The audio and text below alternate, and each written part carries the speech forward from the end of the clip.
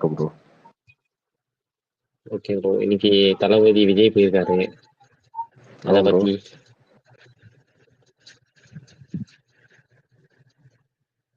பத்தி என்ன ப்ரோ நினைக்கிறீங்க? அவர் ஒரு அரசியல்வாதியா அவர் ஒரு கருத்து சொல்லியிருக்காருங்க. அவர் இல்லைன்னா வேற பேசுனதுலாம் மாத்தி கரெக்டா?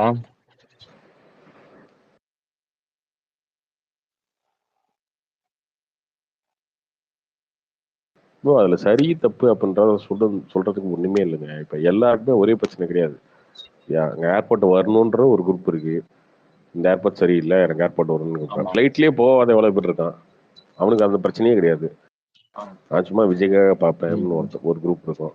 இன்னொன்னு விஜய் போய் பண்றது எனக்கு பிடிக்கல, நான் அஜித் ஃபேனு அப்படின்னு ஒரு குரூப் இருக்கும். அந்த ஊருக்கே பக்கத்து ஊர்ல இருக்கவன் வந்து இவன் வேறப்பா, ஏர்போர்ட் வந்து வந்தா என் லேண்டு 1 லட்ச ரூபாய்க்கு போற லேண்டு ஒரு 1 கோடியா இருக்கும் அப்படின்னு அவன் நினைப்பான். காஞ்சிபுரத்துல இருக்க ஒருத்தன் நினைப்பான், நம்ம ஏர்போர்ட் பக்கத்துல வந்திருந்தா ஏர்போர்ட் பக்கத்துல வீடுன்னு அட்ரஸ் சொல்லியிருக்கலாம் சொந்தக்காரங்க கிட்ட, அதை கெடுத்து விடுறாங்களே அவங்க நினைப்பாங்க. அதெல்லாம் ஒருத்தருக்கும் ஒரு ஒரு பிரச்சனை இருக்கு. அது மெஜாரிட்டியா யாருக்கு எப்படி போகும்னு தெரியாது. பேசிக்கா என்னன்னா, இது 2026 எலெக்ஷன் வரதுனால டிஎம்கே ஸ்டேட் கவர்மெண்ட் இந்த மேட்டர் அப்படியே வந்து கிடப்பில போட்டுருவாங்க. 2026 இது கட்டி முடிக்க 3 to 4 வருஷம் ஆகும். இப்ப கட்ட ஆரம்பிச்சா கூட சொல்றேன். இப்ப கட்ட ஆரம்பிச்சா கூட 2028 எண்டு இல்ல 2023 தான் அந்த ஏர்போர்ட் வரும். 2026 வரைக்கும் அதை பண்ண மாட்டாங்க, ஸ்டார்ட் பண்ணவே மாட்டாங்க. இங்கன்னு இல்லை, இதுக்கப்புறம் நீங்க வேற ஒரு லேண்டை பார்த்து ஸ்டார்ட் பண்ணாலும் நடக்காத காரணம். 2026 புதுசா ஏதாவது கவர்மெண்ட் வந்துச்சுனாலும் இல்லை இதே கவர்மெண்ட் திரும்ப வந்ததுனாலும் இல்ல புதுசா கூட்டணி கட்சி அது வந்து வரது எப்படியும் 2030 2031 32 அந்த மாதிரி ஆகும் ஏர்போர்ட் வந்து. அதுக்குள்ள வந்து இங்க சில இஷ்யூஸ் எல்லாம் கொஞ்சம் ஃபேஸ் பண்ண வேண்டியதா இருக்கும். தெரியல, பார்ப்போம். Okay bro. இல்ல அது லோக்கலுக்கா இல்ல வந்து இன்டர்நேஷனலுக்கா? அதுவா இப்போதைக்கு இன்டர்நேஷனல் வச்சிருக்காங்க. அதுக்கப்புறம் லோக்கல்ல இருந்து இன்டர்நேஷனல் எல்லாமே மாறிடும். கார்கோல இருந்து எல்லாமே நிறைய இருக்கும். ஓகே.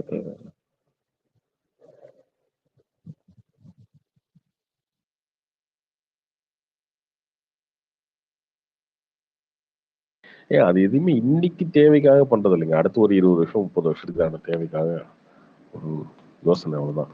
இன்னைக்கு நீங்க அடிச்சு பிடிச்சி ஒரு 1000 ஏக்கர்ல ஒரு ஏர்போர்ட் 2000 ஏக்கர்ல ஒரு லேண்ட் கிடைக்காதா அப்படின்னு எடுத்து பண்ணிட்டீங்கன்னா அது வந்து இன்னொரு 10 வருஷம் கழிச்சு திரும்ப பக்கத்துல இருக்க லேண்ட் வந்து அவங்கள்ட்ட இருந்து அடிச்சு கொடுக்கணும். அது பண்றதே பண்றோம். இப்போ கொஞ்சம் எக்ஸ்டெண்ட் பண்ற மாதிரி பண்ணிட்டோம்னா ஃபியூச்சர்ல கொஞ்சம் யூஸ்ஃபுல்லா இருக்கும். ஓகே, அது இவங்க டிவிக்கே சொல்றாங்கன்னா டிவிக்கே பக்கத்துல ஏதோ ஒரு லேண்டை சொல்லணும். இப்போ அவர் அன்புமணி என்ன சொல்றாரு, உப்பளத்துக்கிட்ட பக்கத்துல ஒண்ணு இருக்கு அங்க பொங்கறாரு. அது அவருடைய ஒப்பீனியன். அது அவர் சொல்றாரு, அதை கவர்மெண்ட் கன்சிடர் பண்ணதான் பார்ப்போம். இவரு என்ன சொல்றாரு, இங்க வேணாம் வேற எங்கேயா பண்ணுங்கன்னு பொதுவா சொல்றாரு. வேற எங்கேயா என்ன பண்ண முடியுமா பண்ண முடியல அப்படின்றது அவங்க சொல்லட்டும். அது இது வந்து நிறைய பிளேஸ் ஏதோ இருக்குன்னு சொல்றாங்க. கேஸா? என்ன கேஸ் புரியல. இல்ல டிஎம்கேக்கு ஏதோ பிளேஸ் ஏதோ இருக்குன்னு சொல்றாங்க. நான் ஜஸ்ட் இன்ஸ்டாகிராம்ல பார்த்தேன். டிஎம்கே இல்லைங்க, எந்த கட்சியா இருந்தாலுமே பாத்தீங்கன்னா பக்கத்துல ஏர்போர்ட் வருதுன்னு அவன் வந்து எல்லாம் லேண்டெல்லாம் வாங்கி போடுவாங்க. அதெல்லாம் எப்பயுமே யூஸ்வலா நடக்கிறதாங்க. இப்போ வண்டலூர்ல பஸ் ஸ்டாண்ட் இருந்தோன்னா பக்கத்துல இருக்க லேண்ட் நிறைய பேர் வாங்கி போட்டாங்க.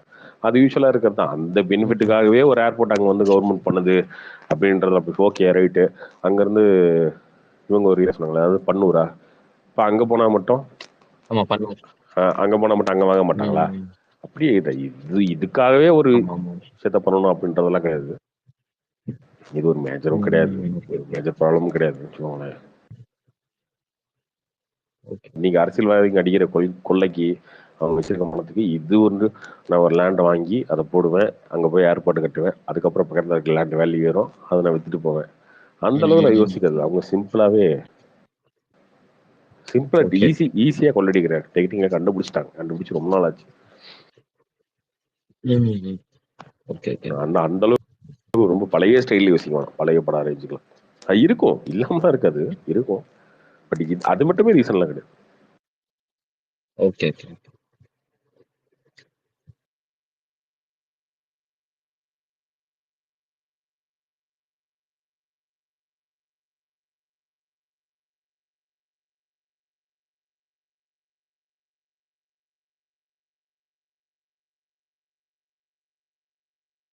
பிடிக்கலாம் 2G வந்து 2G.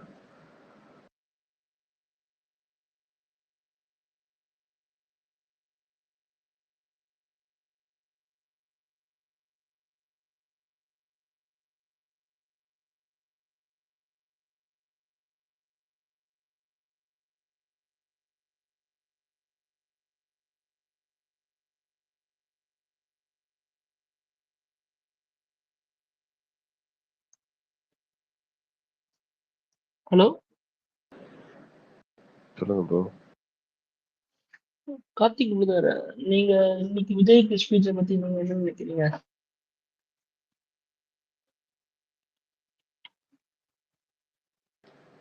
அவரு அதான் ஒரு அரசியல்வாதியா அவரு ஒரு பாலிடிக்ஸ் பேசியிருக்காரு, அவ்வளவுதான் பார்க்கணும். நம்ம எதுக்கிறதுக்கும் ஒன்றும் இல்லை, இது உன்னே சூப்பர் ஆகும்னு சொல்றதுக்கும் ஒன்றும் இல்லை. அதுதான் நம்ம ஸ்டாண்ட் ஆகும். ஆனா அவருக்கு ஒரு மீட்டிங் அட்டென்ட் பண்றது அவ்வளவு ரெஸ்ட்ரிக்ஷன் பண்றாங்க, அது கரெக்டுங்களா?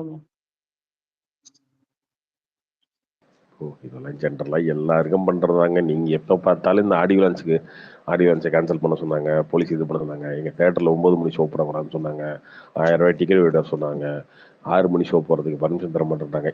இது ஏன் எத்தனை நாளைக்கும் சொல்லி எனக்கு தடுக்க பாக்குறாங்க, ஒடுக்க பாக்குறாங்க, நசுக்க பாக்குறாங்க. இதெல்லாம் நீ எங்க போய் நீ உட்காந்து வீட்டுல உட்காந்து வீடியோ போட்ட கூட தான் பார்க்க போறாங்க, அவ்வளவுதான். நீ அங்க போனீங்கன்னா போலன்னு இதையே சும்மா இதெல்லாம் பேசிக்கிட்டு நீங்க எங்களை தடுக்கிறாங்க, ஒடுக்குறாங்களா? வேண்டாம், அது எதுக்கு? அவர் வீட்டுல உட்காந்துட்டு அந்த விஷயத்த ஒரு வீடியோ போட்டு, இல்ல அவரு சென்னையில ஒரு மேடையை போட்டு அங்க பேசினா கூட அது போய் எல்லாத்தையும் இன்னும் டிஜிட்டல் உலகத்துல தானே உட்காந்துருக்கோம். சரி, அங்க போய் மட்டும் என்ன பண்ணாரு அவர் என்ன மக்கள்கிட்ட நின்று பேசி பேயை கொடுத்து அவங்களோட உட்காந்து பேசினாரு என்ன? அவரு பிரச்சார வேனில் போனாரு, அந்த பிரச்சார வேனில் பேசினாரு, திரும்ப பிரச்சார வேனில் திரும்ப வந்துட்டாரு, அவ்வளவுதானே. சுத்தி டிவி நீங்க முன்னாடியே ஆளுங்கள்லாம் போட்டு டிவிக்கு எங்க அண்ணன் உஷானந்து போய் அங்க அங்க அங்கிட்டு போப்பா, அங்கிட்டு போ, உன்னை எதுக்கு இன்னுங்க இட்டான நீ நீங்க போப்பா, அங்கிட்டு போப்பா, அந்த மாதிரிதான் இல்ல செட்டப் பண்ணி வச்சு கரெக்டா உள்ள அப்படிதான் பண்ணீங்க. சும்மா என்னமோ நீங்களா ஒரு கற்பனை உலகத்துல நீங்க பேசிட்டு இருந்தா அதெல்லாம் ஓகே. அவரு பொலிட்டிஷியனா பாலிடிக்ஸ் பண்றாரு, அவ்வளவுதான். நீங்க உடனே அப்படி பண்ண பறந்துட்டாங்க, இப்படி பண்ண பார்த்துட்டாங்க அப்படின்னா அப்புறம் எப்படி கொடியெல்லாம் வச்சிங்க? நீங்க போற வழியெல்லாம் கொடியெல்லாம் வச்சிங்க, நல்லா எடுக்க சொன்னாங்களா? நீங்க போராட்டத்துக்கு தானே போறீங்க, எது கொடியெல்லாம் வச்சுட்டு போறீங்க? என்ன எடுக்க போறீங்க? ரோடு ஃபுல்லா பேரிகேட்லாம் வச்சிருந்தாங்களே, அதுக்கு பைபாஸ்லாம் வச்சுட்டு போயிட்டு இருந்தீங்க, கொடியெல்லாம் எப்படி வச்சீங்க? நீங்க போராட்டத்துக்கு போறீங்களா, மாநாட்டுக்கு போறீங்களா? அதெல்லாம் அலோவ் பண்ணாங்கல்ல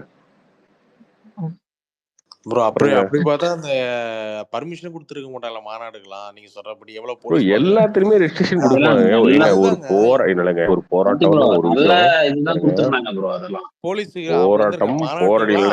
போராட்டம் இல்லைங்க, போராட்டம்னு நடக்கும்போது அந்த இடத்துல சென்சிட்டிவா இருப்பாங்க மக்கள், ஓகேவா? நீங்க பாட்டுக்கு திடீர்னு சம்பந்தமே எல்லாம் ஒரு 1000 பேர் போய் வாங்க அதை அடிச்சு காலி பண்ணுவோம், இதை அடிச்சு காலி பண்ணுவோம், கலெக்டர் ஹவுஸ் அடிச்சு காலி பண்ணுவோம், பக்கத்துல போவோம், இப்படி மாறிடக்கூடாது அப்படின்றதுனால எப்பயுமே அது நேரத்தை நம்ம சொன்னதானுங்க, ரூல்ஸ் அண்ட் ரெகுலேஷன் எல்லாரும் போடுறதுதான். எனக்கு தெரிஞ்சு அந்த மாதிரி எதுவுமே நடக்கல. அவங்க ரொம்ப தெளிவா உங்களுக்கு முன்னாடியே ஒரு 20-25 கேமரா, அதுக்கு வண்டி, அதுக்கு முன்னாடி ஒரு தம்பிலாம் போய் நீங்க ரைட் எடுத்தீங்க, அவரு வயலுக்குள்ள போனாரு, அந்த அளவுக்கு உங்களுக்கு ஃப்ரீடா விட்டாங்களா? அப்புறம் என்ன? இல்ல பிரதர், மண்டபத்துக்குள்ள போனவங்கள கூட ஆதார் கார்டு எடுத்து காட்டிட்டு போகணும் அப்படின்னு ரெஸ்ட்ரிக்ஷன் எல்லாம் பண்ணாங்க. ஏன் என்னன்னு இல்ல, ஆதார் கார்டு தானே காட்ட சொன்னாங்க, வேற என்ன?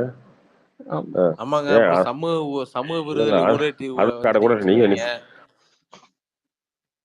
ஆதார் கார்டு தானே காட்ட சொன்னாங்க, இதெல்லாம் எதுக்கு? அது காட்டினா காட்டிட்டு போக வேண்டியது, சட்டை கழட்டி போட்டு போக சொன்னாங்க.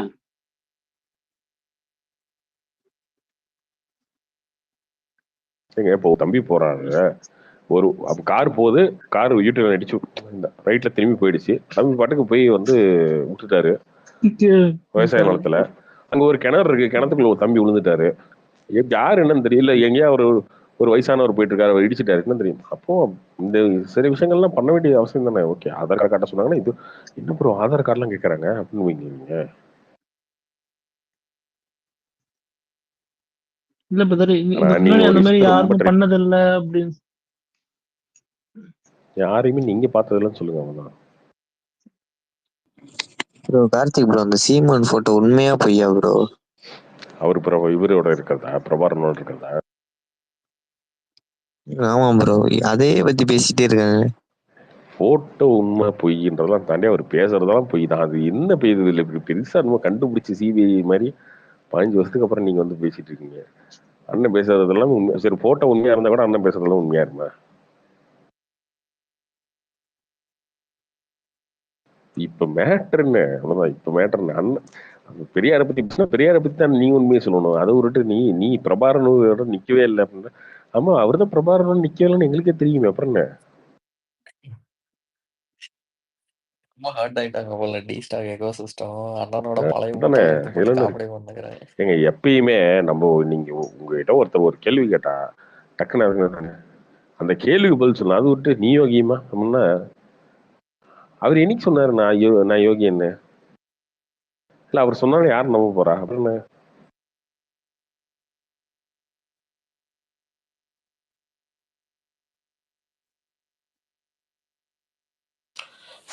கார்த்தி ப்ரோ கீழே நாகநாதன் ப்ரோ இருக்காரு, அவர் ஸ்பீக்கர் வர சொல்லுங்களா, அவர்கிட்ட பேசினதே கிடையாது. அவரு அவர் பேச ஸ்பீக்கர்லாம் வர மாட்டாரு. மாட்டாருங்க, பேச மாட்டாருங்க. அவர் ஒன்லி லிசனர். இல்ல 12 மணி நீங்களாம் ஆகுதுல்ல. வரதுக்கு முன்னாடி மாட்டாரு, சோர்ஸ் அவர் தாங்க பாடுவாரா? எங்களுக்குலாம். ரொம்ப நாளா அவர் தான் அப்படின்னு கொடுப்பாரு எல்லாருக்கும்.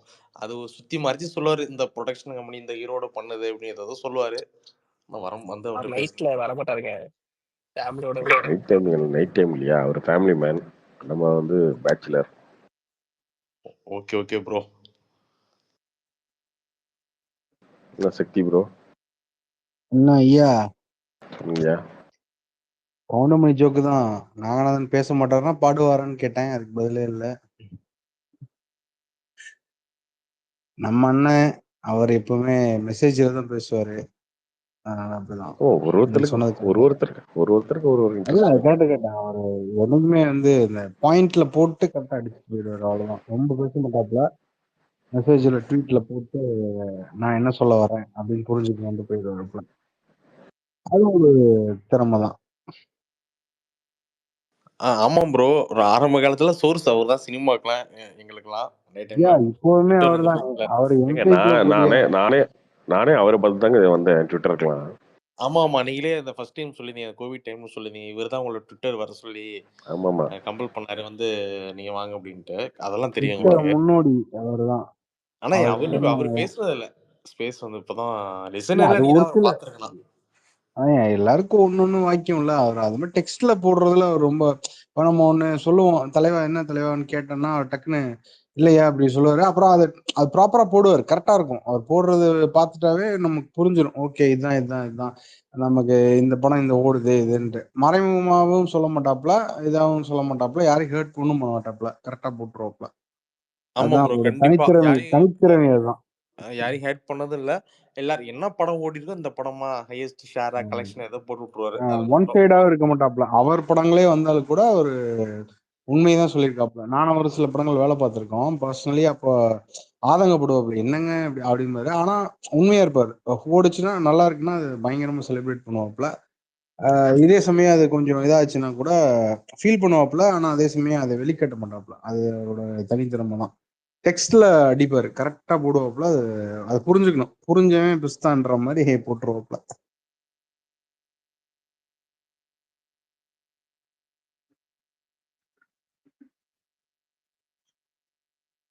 கார்த்திக்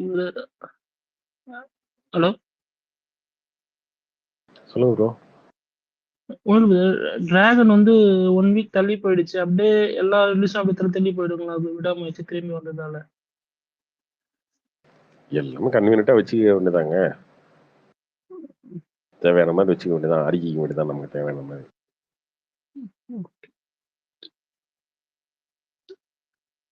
பிப்ரவரி 14 எந்த படம் நடக்கும்? பிப்ரவரி 14 எந்த படம் ரிலீஸ் ஆகுது பிரதர்? தெரியல, அது அவங்க என்ன நினைக்கிறாங்கன்னு யாருக்கு தெரியும்? யாருங்க என்னங்க மொத்தமா அவங்க டிசைட் பண்றதானுங்க சினிமா, அவ்வளவுதான். இதுல என்ன யாரு என்ன புரியல எனக்கு. பெரிய உலக ரகசிய மாதிரி பேசுறீங்க. தனஞ்சயன் சார்லாம் அவ்வளவு பேட்டியே கொடுத்துட்டாரு. அப்புறம் அது கரெக்ட் தான். அவர் ஒண்ணும் இல்ல, சிம்பிள். இப்போ 6ஆம் தேதி வருது, 14ஆம் தேதி ஒரு படம் வரலாமே. இப்ப 2 படமே 21க்கு போய் குதிக்கணும்ன்றதுதான் கேள்வியே. அப்ப 21 இதுக்கு முன்னாடி போட்டவன் டேட்லாம் அவன் என்ன, யார் என்ன போவான், எங்க போவான்? எங்கேயோ போங்க, ஆந்திராவுக்கு போங்க, அப்ப தெலுங்கானாவுக்கு 28 போங்க, போவோம். கர்நாடகா 28ல இருக்கிற சப்தம் 7ஆம் தேதி போகும். 7ஆம் தேதி போட்ட கிங்ஸ்டன் 17 போகும். அப்ப 27ஆம் தேதி இவங்க படமே 4 படம் வந்துடும். என்ன பண்றது? அப்புறம் 10ஆம் தேதி இவங்க படம் தான், குட் பேட் அக்லி, அப்புறம் இட்லி கடை, 2 இவங்க படம். அப்புறம் இப்படியே போய்கிட்டே இருந்தா என்னதான் முடிவு? 2026 தான் முடிவு, வேற என்ன பண்ண முடியும்? 26 தான் முடிவு. ஏங்க அதான் அவங்க திருந்துற மாதிரிலாம் கிடையாதுங்க. அவங்க வந்து இது வந்து ஒரு ஜாலியா என்டர்டைன்மெண்ட்டாவே பண்ணிட்டு இருக்காங்க, அவ்வளவுதான். ரொம்ப ஜாலியா இந்த பண்ணையாருங்கெல்லாம் பழச வேட்டையாடுவாங்கல்ல, வேட்டையாடுறாங்க, காட்டுக்கு வேட்டையாட போவாங்கல்ல, சம்பவம் கன் எடுத்துட்டு வேட்டையாட போற மாதிரி இவங்க போய் ஜாலியா வேட்டையாடுற மாதிரி ஆடிட்டு இருக்காங்க. எதை வேணா சொல்லலாம். அந்த மாதிரி ஆடிட்டு இருக்காங்க. அதை என்ன பண்ண முடியும்? அவங்க என்ன ப்ரோ சொல்லியே ஒன் செகண்ட் ஏங்க சொல்லி பார்த்தாச்சு, கெஞ்சி பார்த்தாச்சு, அவங்க எதையுமே புரிஞ்சுக்க மாட்டேன்னு இருக்கவங்க கிட்ட என்ன பண்ண முடியும்? கேட்டா எங்களுக்கு வந்து ப்ரொடியூசர்ஸ்லாம் விருப்பப்பட்டு தான் படம் தராங்க அப்படின்னு யாரு எல்லாம் பேசுவாரு. அவரு ஒரு பக்கம் பேசுவாரு, எல்லாரும் பேசுவாங்க. இவங்களுக்கு அதெல்லாம் சப்போர்ட் பண்ணி பேச வைக்கிற மாதிரி பேசுவாங்க. எனக்கு புரியல, எப்படிங்க ஒரு லாஜிக்கா ஒரு ப்ரொடியூசர் கோடியா போட்டு படம் எடுத்து வட்டிக்கு வாங்கி வட்டி கட்டி படத்தை கொண்டு வந்து ஐயா நீங்க ரிலீஸ் பண்ணுங்கன்னு சும்மா கொடுத்து கமிஷனும் கொடுத்துட்டு போவான். எனக்கு புரியலையே. சினிமா அப்படிதான் நடந்துட்டு இருந்துச்சு அத்தனை வருஷம். என்ன திடீர்னு இப்ப மாறிடுச்சு 4 வருஷம் சினிமா. புது மெத்தடா இருக்கே, பரவாயில்லையே. வட்டிக்கும் வாங்கி கடனையும் கட்டி படத்தை வந்து கொடுத்து ரிலீஸ் பண்ணிட்டு போங்கம்மா. அந்த அளவுக்கு சினிமா டெவலப் ஆயிருச்சு. அவங்க விரும்புறாங்களா, ப்ரொடியூசர்ஸ் விரும்புறாங்க அவங்கள. லவ் எல்லாருக்கும் லவ். அப்படி ப்ரொடியூசர்ஸ் எல்லாம் வந்து இல்லைங்க, இப்ப தேட்டரிக்கல் எப்படி அவங்க விரும்பி பண்ணாங்களோ அது மாதிரி கலைஞர் டிவில சேட்டலைட் முடிச்சுக்கிட்டு டிஜிட்டல் யார்ட்டையா முடிச்சு கொடுத்தாங்கன்னா ரொம்ப நல்லா இருக்கும். அதை பண்ணா ஹாப்பி, எல்லா படமும் அங்க கொடுத்துடலாமே. அதை பண்ண மாட்டாங்கன்றாங்களே. அது அவங்களுக்கு தேவையான காதலிக்க நேரமில்லைக்கு மட்டும் டிஜிட்டல் வைக்க முடியுது. காதலிக்க நேரமில்லைக்கு மட்டும் எப்படி டிஜிட்டல் வைக்க முடியுது? ப்ரீ பிளான் பண்ணாம ஒரு படம் போன வருஷம் நெட்ஃபிளிக்ஸோட பட்ஜெட் முடிஞ்சிருச்சுன்னு எல்லாரும் சொல்லிட்டாங்க. அதுக்கப்புறம் நெட்ஃபிளிக்ஸ்ல ஒரு படம் வைக்க முடியுது ஒரு பெரிய ரேட்டுக்கு, காதலிக்க நேரமில்லை. அது எப்படி முடியுது? பாருங்க, நீங்க பேசி நான் பேசி எங்க போறது? எங்கேயோ போங்க, சும்மா அதையே பேசிட்டு இருக்கீங்க எப்ப பார்த்தாலும். நெட்ஃபிளிக்ஸோட சவுத் ஜோன் ஆபீஸே ரெட் ஜெயிண்ட்ன்றாங்க. அதான் உண்மை. அப்படித்தான் இருக்கு நிலைமை. என்னங்க இருக்கு? அவங்க சினிமாக்கு சேவை செய்யறாங்க, அந்த சேவை செய்ய விடுங்க அப்படின்னு தனஞ்சயன் சார் நாளைக்கு சொல்லுவாரு. எல்லாருக்கும் செஞ்சா பரவாயில்ல. இதே வணங்கானு தான் சேட்டலைட் டிஜிட்டல் முடிச்சு கொடுக்கலாமே. நெட்ஃபிளிக்ஸ்ல ஒரு ரேட்டுக்கு, கலைஞர் டிவில ஒரு நல்ல ரேட்டுக்கு எடுத்துக்கிட்டா பாவம் எங்க அண்ணன் நல்லா இருப்பார்ல. 2 அண்ணன் இருக்காங்க அந்த படத்துல, சந்தோஷமா இருப்பாங்க. அடுத்து 2 படம் இருக்கு அவங்களுக்கும். நான் திரும்பி சொல்றேன், அவங்க சினிமாவுக்கு சேவை செய்யறாங்க, அந்த சேவை தடுக்காதீங்க. ஐயா நான் தடுக்கலையா, நான் ஏன் தடுக்க போறேன்? அவங்க மத்தவங்களை தடுக்கிறது. நம்ம ஏதாவது சொன்னோம்னா வந்து அவதூறு பேசுறோம், தேவையில்லாம தப்பா பேசுறோம், இது வேணும்னே பேசுறோம் அப்படின்னு சொல்லி இங்க இருக்கவங்களே இப்படி பேசுவாங்க. நம்ம என்ன இது நமக்கு தேவையா? இதுல 10 பைசா நமக்கு பிரோஜனம் இருக்கா? கெட்ட பேர் தான் வரும், அவ்வளவுதான். இவங்க கிட்ட கெட்ட பேரு. இவங்களுக்கு ஒரு நல்லதுதான் சொல்றோம். ஆக்சுவலா இவங்களுக்கு உண்மையிலே நல்லதான்னு சொல்றோம். உண்மையிலே இந்த மேட்டர் பூதாகாரம் ஆயிடும். எழுதி வச்சுக்கோங்க 2026 எலெக்ஷன் கேம்பெயின்ல இந்த மேட்டர் பூதாகாரம் ஆதால் மட்டும் பாத்துக்கோங்க. விஜய்லாம் என்னைக்கு இந்த வாயை திறந்து பேச ஆரம்பிக்கிறாரோ, விஜய் பேச ஆரம்பிக்கிறாரோ அன்னைக்கு கண்டிப்பா பஸ்ட் அவுட் ஆயிடும். எடப்பாடி, அண்ணாமலை, விஜய், சீமான் எல்லாரும் பேசதான் போறாங்க. எல்லாரும் வெயிட்டிங்ல இருக்காங்க. சரி ஓகே, இப்பயே பேச டைலூட் ஆயிரும். இவங்களை ஈஸியா அட்டாக் பண்றதுக்கு இந்த ஒரு பாயிண்ட் வச்சிருக்காங்க. ஏன்னா இவங்க அவ்வளவு ட்ராக் ரெக்கார்ட். நீங்க தன படமா ரிலீஸ் பண்றது, எல்லா படத்தையும் இவங்களே ரிலீஸ் பண்ணுவாங்களா? எனக்கு எப்படி பண்ண முடியும்? ஒரு கம்பெனி கேட்டா ப்ரொடியூசர்ஸ் வந்து விரும்பி கொடுக்குறாங்க. இது என்ன லாஜிக்? இது எனக்கு புரியல. அப்படி எப்படிங்க விரும்பி ஒருத்த வந்து படத்தை கொடுப்பான்? சும்மா கொடுப்பானா? அதுவும் எவனை என்ன கொடியா வந்து காசு வட்டிக்கு வாங்கி எடுத்து வட்டி கட்டி சும்மா கொடுப்பானா? பொங்கல் படம் என்ன நீங்க மொத்தமா தியேட்டர் எல்லாம் டிராப் பண்ணி வச்சுக்கிட்டு உங்க கண்ட்ரோல்ல இருந்தா மட்டும்தான் படத்தை போடுங்க பண்றீங்க, அவ்வளவுதான். அது இன்டைரக்டா தனஞ்சயன் சார் நீங்க பேட்டியில சொல்லிட்டு போயிட்டாரு. ஓகே, ஒன்னும் பிரச்சனை இல்லை ப்ரோ. இவ்வளவு தூரம் பொறுத்தாச்சு, இன்னும் ஒரு வருஷம் 2026 கண்டிப்பா அது ஒரு பெரிய தீர்வு இருக்கும். இல்லைங்க, ஒரு சின்ன எக்ஸாம்பிள் மட்டும் சொல்றேன், உங்களுக்கு தெரிஞ்சிருக்கும். நான் சொல்றது ஒன்றும் பெரிய இது இல்ல. 6 படம் அவங்க வந்து ரிலீஸ் பண்றாங்க. 6 படத்துல எந்தெந்த படத்துக்கு ட்ராக்ஷன் வரும், எந்த படத்துக்கு ரெக்கார்ட்ஸ் வரும் எல்லாமே அவங்களுக்கு தெரியும். அவங்க தெரியாமலாம் பண்ண மாட்டாங்க. இப்போ மெட்ராஸ்காரன் ஒரு படம் ஒன்றும் ரொம்ப தப்பான படம் கிடையாது. அதுக்கு ஒரு லிமிடெட் ஷோஸ் கொடுத்தாங்க ஃபர்ஸ்ட். அப்புறம் அது வந்து ஒன்று போச்சு. 14ஆம் தேதி இவங்க படம் ரிலீஸ் ஆன உடனேயும் அவங்களுக்கு எல்லாத்துக்கும் ஷோஸ் கட் ஆகுது. மதகஜராஜாவுக்கு என்னன்னா படம் சூப்பர் ரிப்போர்ட்ன்றனால அவங்க தடுக்க முடியல, இல்லைன்னா அவங்க அதையும் தடுத்து ஒண்ணு பண்ணுவாங்க. இப்ப காதலிக்க நேரமில்லைக்கு கிடைக்கிற ஷோஸோ டைமிங்ஸோ மிச்சம் எந்த வணங்கானுக்கோ இதுல நேசிப்பாயாவுக்கோ இல்ல மெட்ராஸ்காரனுக்கோ இல்ல மதகஜராஜாவுக்கோ ஒண்ணு கிடைச்சுதானே இல்ல. மதகஜராஜா மட்டும்தான் அதுல வந்து நல்ல படம், பயங்கர ட்ராக்ஷன் இருக்கு, புக்கிங்ஸ் இருக்குன்றனால வேற வழி இல்லாம போட்டுறாங்க. மிச்சம் எந்த படத்துக்கு அவங்க வந்து ஸ்கிரீன்ஸ் கொடுத்தாங்க? எல்லா ஸ்கிரீன்ஸையும் ஹோல்ட் பண்ணிட்டாங்க. 6 படம் இவங்க கையில இருக்கு. அப்ப இது வந்து எல்லாரும் சொல்றேங்க மோனோபோலின்னு நான் இல்ல இது இது பேர் ஏங்க தான் இவங்க மோனோபோலி. என்ன நீங்க நீங்க என்னமோ மோனோபோலிம்பாங்க, பேரு போய் கூகுள்ல தான் இல்ல எக்ஸ்பிளைன் பண்ணோம். என்னமோ பொங்கலுக்கு பெருசா வந்து ப்ரோ ப்ரோ ஒரு ப்ரோ 20 ப்ரோ இது இல்ல எனக்கு எல்லாருக்கும் புரியல ப்ரோ. டிஸ்ட்ரிபியூட்டர் ப்ரோ இருக்காங்க. நீங்க என்னமோ பெருசா கண்டுபிடிச்ச மாதிரி பேசிட்டு இருக்கீங்க ப்ரோ. ப்ரோ ப்ரோ வாரிசு இல்ல துணிவு வரும்போது இவங்க கண்டுபிடிச்ச மாதிரி மிரட்டு தாங்க பேசல படம் போட்டாங்க. அப்புறம் ஐயா. என்னங்க எந்த எந்த ஏங்க ஐயா இவங்க வாரிசு? இன்னைக்கு ஒரு என்னத்த நிமிஷம். பண்ணிட்டு இருக்காங்க? இல்ல இல்ல 4 வாரிசு வருஷமா இல்ல தாங்க இல்ல பண்ணிட்டு இருக்காங்க. இல்ல இல்ல தெளிவா சொல்லணும். ஐயா வாரிசு 4 பத்தி வருஷமா யாருமே தான் ரிலீஸ் பண்ணிட்டு பண்ண இருக்காங்க. மாட்டாங்க. சரி இது 4 வேற வருஷம் வேற இருங்க வேற இருங்க ஏங்க இப்போ நல்ல பேட்ட படம் ஒண்ணு விஸ்வாசம் வருது நடந்தது பாத்தீங்க. தமிழ்நாட்டுலங்க. பேட்ட விஸ்வாசம் யார் ரிலீஸ் பண்ணாங்க? பேட்ட ரெஜைனுங்க, விசுவாசம் இதுங்க, வீரஜில்லா பாருங்க. இதுக்கு முன்னாடிங்க அசல்னு ஒருத்தர் ஒரு யாரு படம் அவரு வருதுங்க. பயங்கரமா இருக்கிறாரு. அசல்னு ஒரு படம் வருது. அடுத்த ஒரு வாரம் சன் பிக்சர் படம் வருது, தீராத விளையாட்டு பிள்ளை. ஆஹ் ஒரு காலகட்டத்துல நடந்துட்டு தாங்க, இல்லலாம் கிடையாதுங்க. பொங்கலுக்கு நீங்க அசலும் இல்ல. எங்க அடுத்து இருக்கீங்க? ஒரு சினிமால இருக்கீங்களா வெளில இருக்கீங்களா? என்னங்க? ஏங்க இல்ல இல்ல நீங்க அல்ல சினிமால இருக்கீங்க இல்ல வெளில இல்ல இருக்கீங்களா? இல்ல ஒரு நிமிஷம். இல்ல இல்ல பேட்டை எப்பங்க வந்துச்சு படம்? இல்ல இல்ல பேட்ட யார் ரிலீஸ் பண்ணா? நீங்களே சொல்லுங்க. பேட்ட ஏங்க சன் பிக்சருக்கு எப்ப வந்தது படங்க? எப்ப வந்த படங்க அது? 2019 பொங்கலுக்கு. 2019 பொங்கலா? ஆமா. ஏங்க நான் பேசிட்டு இருக்கிறது பேட்டைக்கு தாங்க நீங்க பேசிட்டு அறிவிச்சிருக்கீங்க. இருக்கிறது என்ன? நீங்க பேட்ட விஸ்வாசம் தானே கேட்டீங்க? அதுதாங்க நான் சொல்றேன். நான் என்ன பேசிட்டு இருக்கேன்? நான் அதுதான் சொல்றேன். 2020 ஆஃப்டர் 2021 பேசிட்டு இருக்கேங்க நானு. இல்ல ப்ரோ. எல்லா அதுதாங்க நான் காலகட்டத்திலயும் சொல்றேன். பேட்டை விசுவாசத்துல நடந்த நேர்மை ஏங்க துணிவு இன்னொன்னு வாரிசுல இல்லன்னு கேக்குறேன் அதான் நானு. சொல்றேன். ரெட்ஜெயின்ட் கையில ஏன் எப்போதுமே தியேட்டர் இருக்கதான் செய்யுது. இல்லலாம் கிடையாதுங்க. எப்போதுமே போட்டி போட கிடையாது. ஒருத்தர் ஆட்சியில படம். இருந்தா இருக்கு. இதுல ஏங்க சும்மா என்னங்க இந்த மக்கள் என்ன அவ்வளவு முட்டாளா? மக்கள் முட்டாளா? நீங்க வந்து நீங்க சொல்றத மக்கள் நம்பிட்டு போயிட்டு இருப்பானா என்ன? ஐயோ உங்களுக்கு தெரியும்ல, ஃபீல்ட்ல இருக்கீங்க. நிறைய ஏங்க நடந்திருக்கு. இருக்கிற மத்தவங்க யாருக்கும் முதுகு இல்ல. ஓகேவா? எனக்கு நம்ம ஐயோ இழக்கிறதுக்கு உங்களுக்கே ஒண்ணு தெரியும், கிடையாது. சன் நம்ம பிக்சர் படம் பேசுவோம். ஐயா எவ்வளவு அவங்க இது இதுல பண்ணிருக்கு தமிழ்நாட்டுல. ஏன்னா மதன்ஜி மத்த படத்தை யாருமே ரிலீஸ் பண்ணாம போறாங்க. நீங்க பேசுறீங்கன்னு நினைக்கிறேன். எனக்கு தெரியல யார் பேசுறீங்கன்னு. மதன்ஜி தான் பேசுறாரு. ஆமா ஆமா ஜி சொல்லுங்க. ஆமா ஐயா மதன்ஜி, ஒரு விஷயம் மட்டும் புரிஞ்சுக்கங்க. அதாவது இதுக்கு முன்னாடி, அதாவது இவங்க ஆட்சிக்கு வர்றதுக்கு முன்னாடி ஒரு 5 இயர்ஸ் ஒரு ஒரு சினிமா நடந்துட்டு இருந்திருக்கு. ஆட்சியாவே வச்சுப்போம். 2016 இவங்க டிரான்சிஷன் நடந்ததுக்கு அப்புறம் 5 இயர்ஸ் இல்ல நடந்திருக்கு. 2011 இல்ல 2011 இருந்து 2021 16 வரைக்கும் 10 16 வருஷம் ஏடிஎம்கேல வந்து 10 வருஷம் ரொம்ப நடந்திருக்கு. ரொம்ப ரொம்ப ஃப்ரீயா இங்க எல்லாமே இல்ல எந்த அதான் வித ஐயா பிரச்சனையுமே கார்த்திகேயா, இல்லாம நான் சொல்லிடுறேன் இருந்திருக்கும். டேட்டாஸ் சொல்லிடுறேன். டேட்டாஸ் தானே முக்கியம் இங்க. இப்ப டேட்டா சொல்லிடுறேன் மதன்ஜி, நீங்க கேட்டுக்குங்க. 2015 இருந்து 21க்குள்ள நான் சக்திவேல்ன்ற என் இண்டிவிஜுவல், நான் வந்து ஒரு மிடில் கிளாஸ் ஃபேமிலியை சேர்ந்த உங்களை மாதிரி ஒரு சாதாரண ஆளு. நான் 13 படம் டிஸ்ட்ரிபியூட் பண்ணியிருக்கேன், பிச்சைக்காரன் உட்பட. பிச்சைக்காரன், இறைவி, குற்றமே தண்டனைன்னு சொல்லிட்டு காளிதாஸ் வரைக்கும் கிட்டத்தட்ட 13 படம் நான் டிஸ்ட்ரிபியூட் பண்ணிருக்கேன், இங்கிலீஷ் படம் உட்பட. எனக்கு அப்ப எந்த நெருக்கடியும் கிடையாது. எல்லா தேட்டர்காரங்களும் எங்களுக்கு காசு கொடுத்து தான் படம் வாங்குவாங்க. ஒரு உணவு சங்கிலி மாதிரி ஒரு சங்கிலி இருக்கு. தேட்டர்காரங்க டிஸ்ட்ரிபியூட்டர் காசு கொடுப்பாங்க, டிஸ்ட்ரிபியூட்டர் ப்ரொடியூசர் கொடுப்பாங்க, அது போய் ஒரு மெயின் டிஸ்ட்ரிபியூட்டர் சேரும். இப்படிதான் போய் ஒரு படம் எடுத்திருக்கோம். காலம் கடந்து போகும்போது இருந்து அவ்வளவு படம் நான் பண்ணியிருக்கேன். 2015 20 வரைக்கும், லாக்டவுனுக்கு முன்னாடி வரைக்கும்.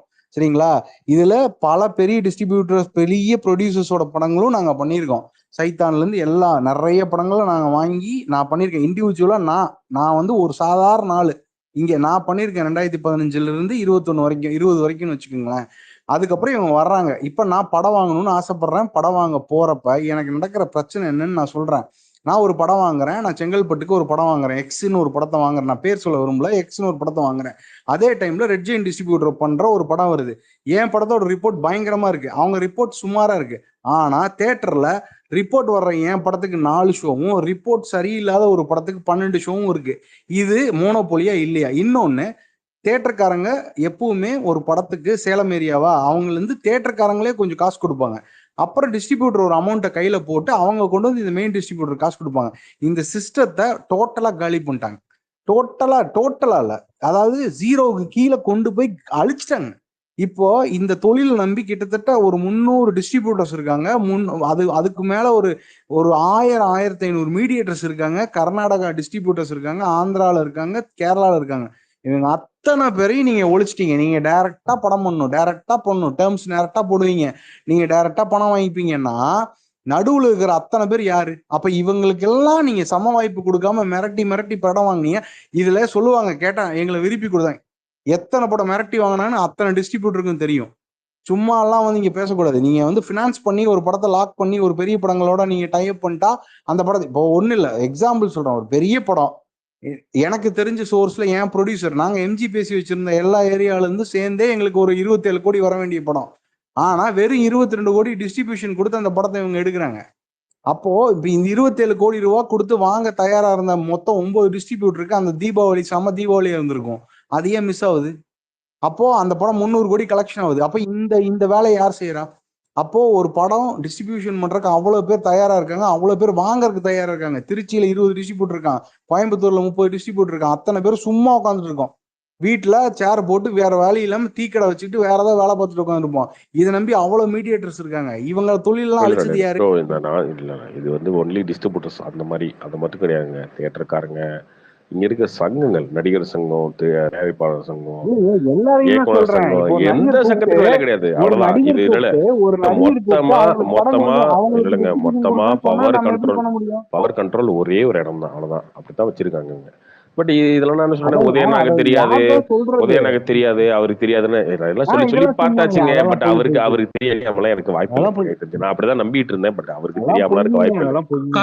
கார்த்திக் இதுக்கு முன்னாடி வரையும் தனஞ்சயன் சார் சொல்றாரு. இதுக்கு முன்னாடி தனஞ்சயன் சார் சொல்றாரு இல்லையா, நான் சொல்றேன் தனஞ்சயன் சார், நான் உங்களுக்கு எனக்கு பார்த்தேன் 1 லட்ச ரூபா பந்தயம் 2026 ஒரு வேளை திமுக ஆட்சி மாறிடுச்சுன்னா தனஞ்சயன் சார் திரும்ப இதே மாதிரி நீங்க இருப்பீங்க, நான் இருப்பேன், தனஞ்சயன் சார் இருப்பாரு. 2026 திமுக ஆட்சி மாறினதுக்கு அப்புறம் தனஞ்சயன் சார் இதை சொல்லிட்டாருன்னா நான் உங்களுக்கு 1 லட்சம் தரேன். உங்க பேர் நோட் பண்ணி வச்சுக்கோங்க, இது ரெக்கார்ட் பண்ணி வச்சுக்கோங்க. ஏங்க அவர் இன்னைக்கு பேசுறதெல்லாம் நீங்க நம்பிட்டு உட்காந்துருப்பீங்களா? நீங்க ஆட்சியில் இருக்கவங்க பேசுறாங்க, மத்த யாருமே பேச மாட்டாங்க. ஓகேவா? ஆனா நம்ம திமுகவுக்கு ஒரு சொல்றோம், ஏங்க இந்த விஷயம் தப்பா இருக்கு, இது இப்படி இருக்கு அப்படின்னு. பட் அவங்களுக்கு அந்த கேரே கிடையாதுங்க. எவன் என்ன பண்ணிடுவான்னு. ஆனா நான் அடிச்சு சொல்றாங்க, இது எல்லாருமே கேம்பெயின் பண்ணுவாங்க, இவங்க தெரியவே மாட்டேங்குது. எடப்பாடி பழனிசாமியில, அண்ணாமலை, சீமான், விஜய் எல்லாருமே எல்லார்கிட்டையும் பேசிட்டு இருக்காங்க. எல்லார்கிட்டையும் பேசிட்டு தான் இருக்காங்க. எல்லாருமே க்ளோஸ் டு எலெக்ஷன். எல்லா ப்ரொடியூசர் கிட்டையுமே எல்லாரும் பேசிட்டு தாங்க இருக்காங்க. இவங்களுக்கு தெரியவே மாட்டேது. இவங்க சொன்ன நினைக்கிறாங்கன்னா, யார்ட்ட சும்மா ட்விட்டர்ல பேசினா இதாயிருமா? ஐயா ஆகுதல்ல, நீ பார்க்க தானே போற, பாரு 2026 எலெக்ஷன்ல இதை வச்சு தூக்கி போட்டு திமுக மீதி மெய்க்கிறாங்களும் விட்டு பாருங்க. கேம்பெயின்ல 1 லட்சம் ஓட்டாது திமுக இதனால குறைதாலும் விட்டு பார்க்க சொல்லுங்க. திமுக என்னங்க 2026 தோத்தாது ஒன் ஆஃப் த ரீசன் இதுதாங்க. சினிமா ஒரு டாமினேஷன், சினிமாவில் இவங்க பண்ற அட்டுழியம் இதெல்லாம் இருக்குங்க. ஏங்க எல்லாம் ஏங்க இது வந்து சரி தப்புன்றதை தாண்டி டாமினேஷன்றது ஒரு கோவம் தான் வரும், ஈகோ தான் வரும். சரியா? நான் என்ன பண்ண நீ சொன்னா அவ்வளவுதான், நீ சரியா கூட என்ன சொல்லிட்டு போ, அது எனக்கு பிரச்சனை இல்லை. ஆனா நீ சொல்ற அப்படின்னால அந்த இடத்துல எனக்கு கோவம் வந்துடும். அதுதான் இங்க பண்ணிட்டு இருக்காங்க. பட் அவங்க திருந்த மாட்டாங்க. அது ரத்தத்துல ஊர்னதுன்னு வச்சுக்கோங்களேன். அவங்க ரத்தத்துல அது ஊர்னது.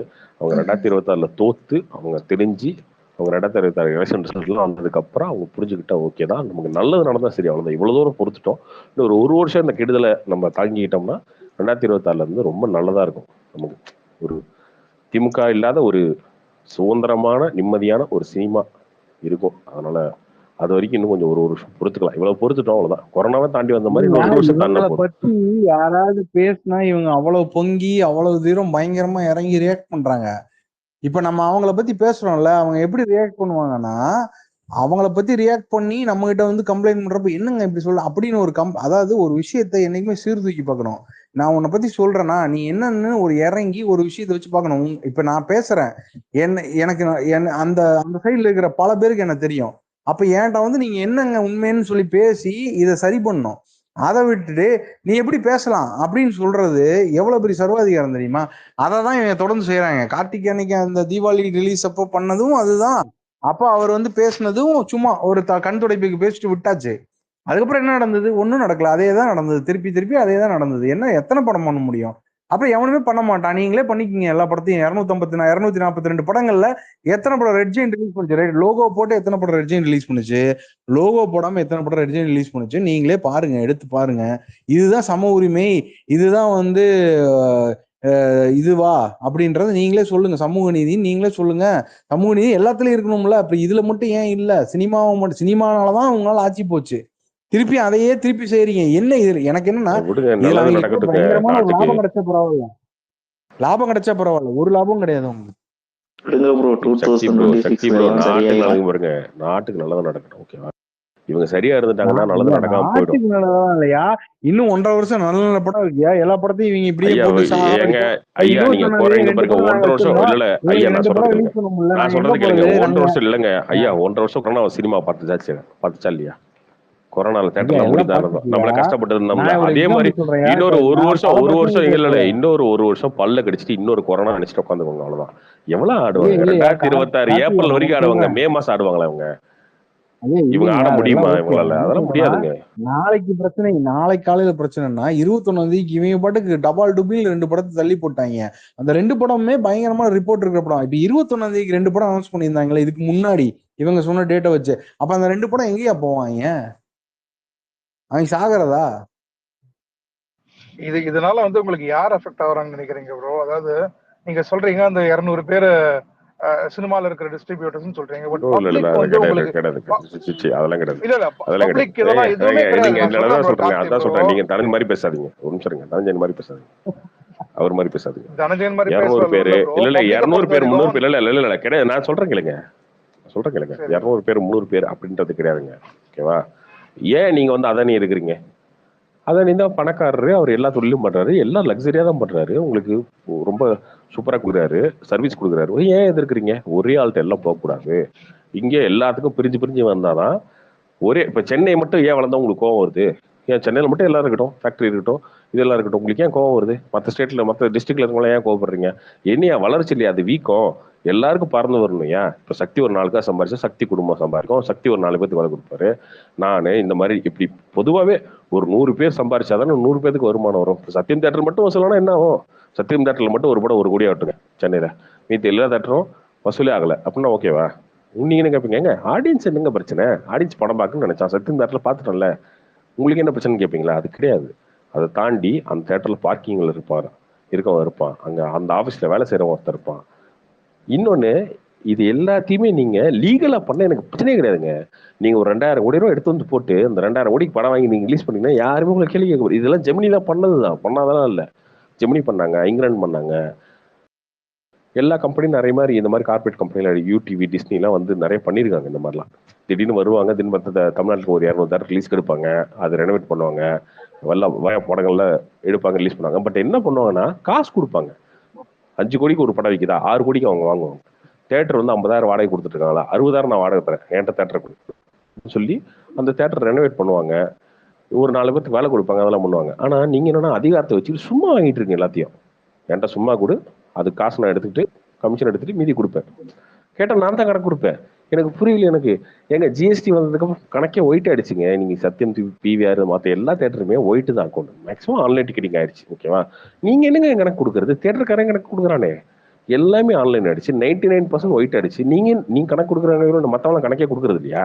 மத்தவன கணக்கே கொடுக்க ஏமாத்த ஓடிட்டு இருந்தானா? சரி ஓகே, 2024 ஆட்சி மாறிடுச்சு, யார் கணக்கு கொடுப்பா? அப்புறம் நீங்க எல்லாம் கொடுத்துட்டே இருப்பீங்களா? நீங்க மட்டும் தான் கொடுப்பீங்களா?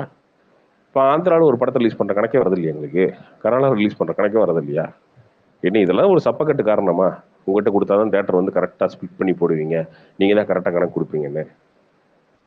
அப்போ ஒரு பிசினஸ் மோனோபோலி ஆகுறது எப்படி இவ்வளவு ஈஸியா நீங்க நார்மலைஸ் பண்ணி பேசிட்டு இருக்கீங்க? ஓகே, நான் என்ன சொல்றேன், அப்ப எல்லாத்தையும் மோனோபோலி ஆக்கிரும். அம்பானிட்ட காசு இருக்கு, அதானிட்ட காசு இருக்கு, ஓகே, அம்பானிட்ட காசு இருக்கு, எல்லா நெட்வொர்க்கையும் க்ளோஸ் பண்ணிருங்க. ஜியோ மட்டும் இருக்கட்டும். ஜியோல சர்வீஸ் நல்லா இருக்கு, எல்லாருக்கும் நல்ல நெட் கிடைக்குது, ஃப்ரீயா கொடுக்குறாரு, ஃபோனு சீப்பா இருக்கு. ஜியோ மட்டும் தான் இருக்கணும், விட்டுருங்க. ஏன் அடுத்தவனை வந்து நீங்க டெலிகாம் வச்சுக்க சொல்றீங்க? எதுக்கு பண்றீங்க? அது கரெக்ட் ப்ரோ. இது வந்து மக்கள் வந்து தமிழ்நாட்டுல இல்லைங்க, சென்னை ஃபுல்லா இல்லைங்க, பெரிய பிரச்சனை அப்படின்னு நீங்க ஏங்க சொல்றீங்க. அப்படி கிடையாதுங்க. மக்கள் ப்ரொடெஸ்ட், நீ அதிகாரத்தை துஷ்பிரயோகம் பண்றேன்னு நான் சொல்லிட்டு இருக்கேன் திரும்ப. உங்களுக்கு புரியவே மாட்டேதுங்க. அதிகாரத்தை வச்சு நீங்க இந்த விஷயத்திலே இப்படி பண்றீங்கன்னா இப்ப எந்தெந்த விஷயத்துல நீங்க இதை பண்ணிட்டு இருக்கீங்கன்னு கேக்குறேன் நானு. நீங்க எப்படி ரியல் எஸ்டேட் கண்ட்ரோல் பண்ணுவீங்க? நீங்க சினிமால எங்க சினிமாக்காரங்க கிடையாதுங்க.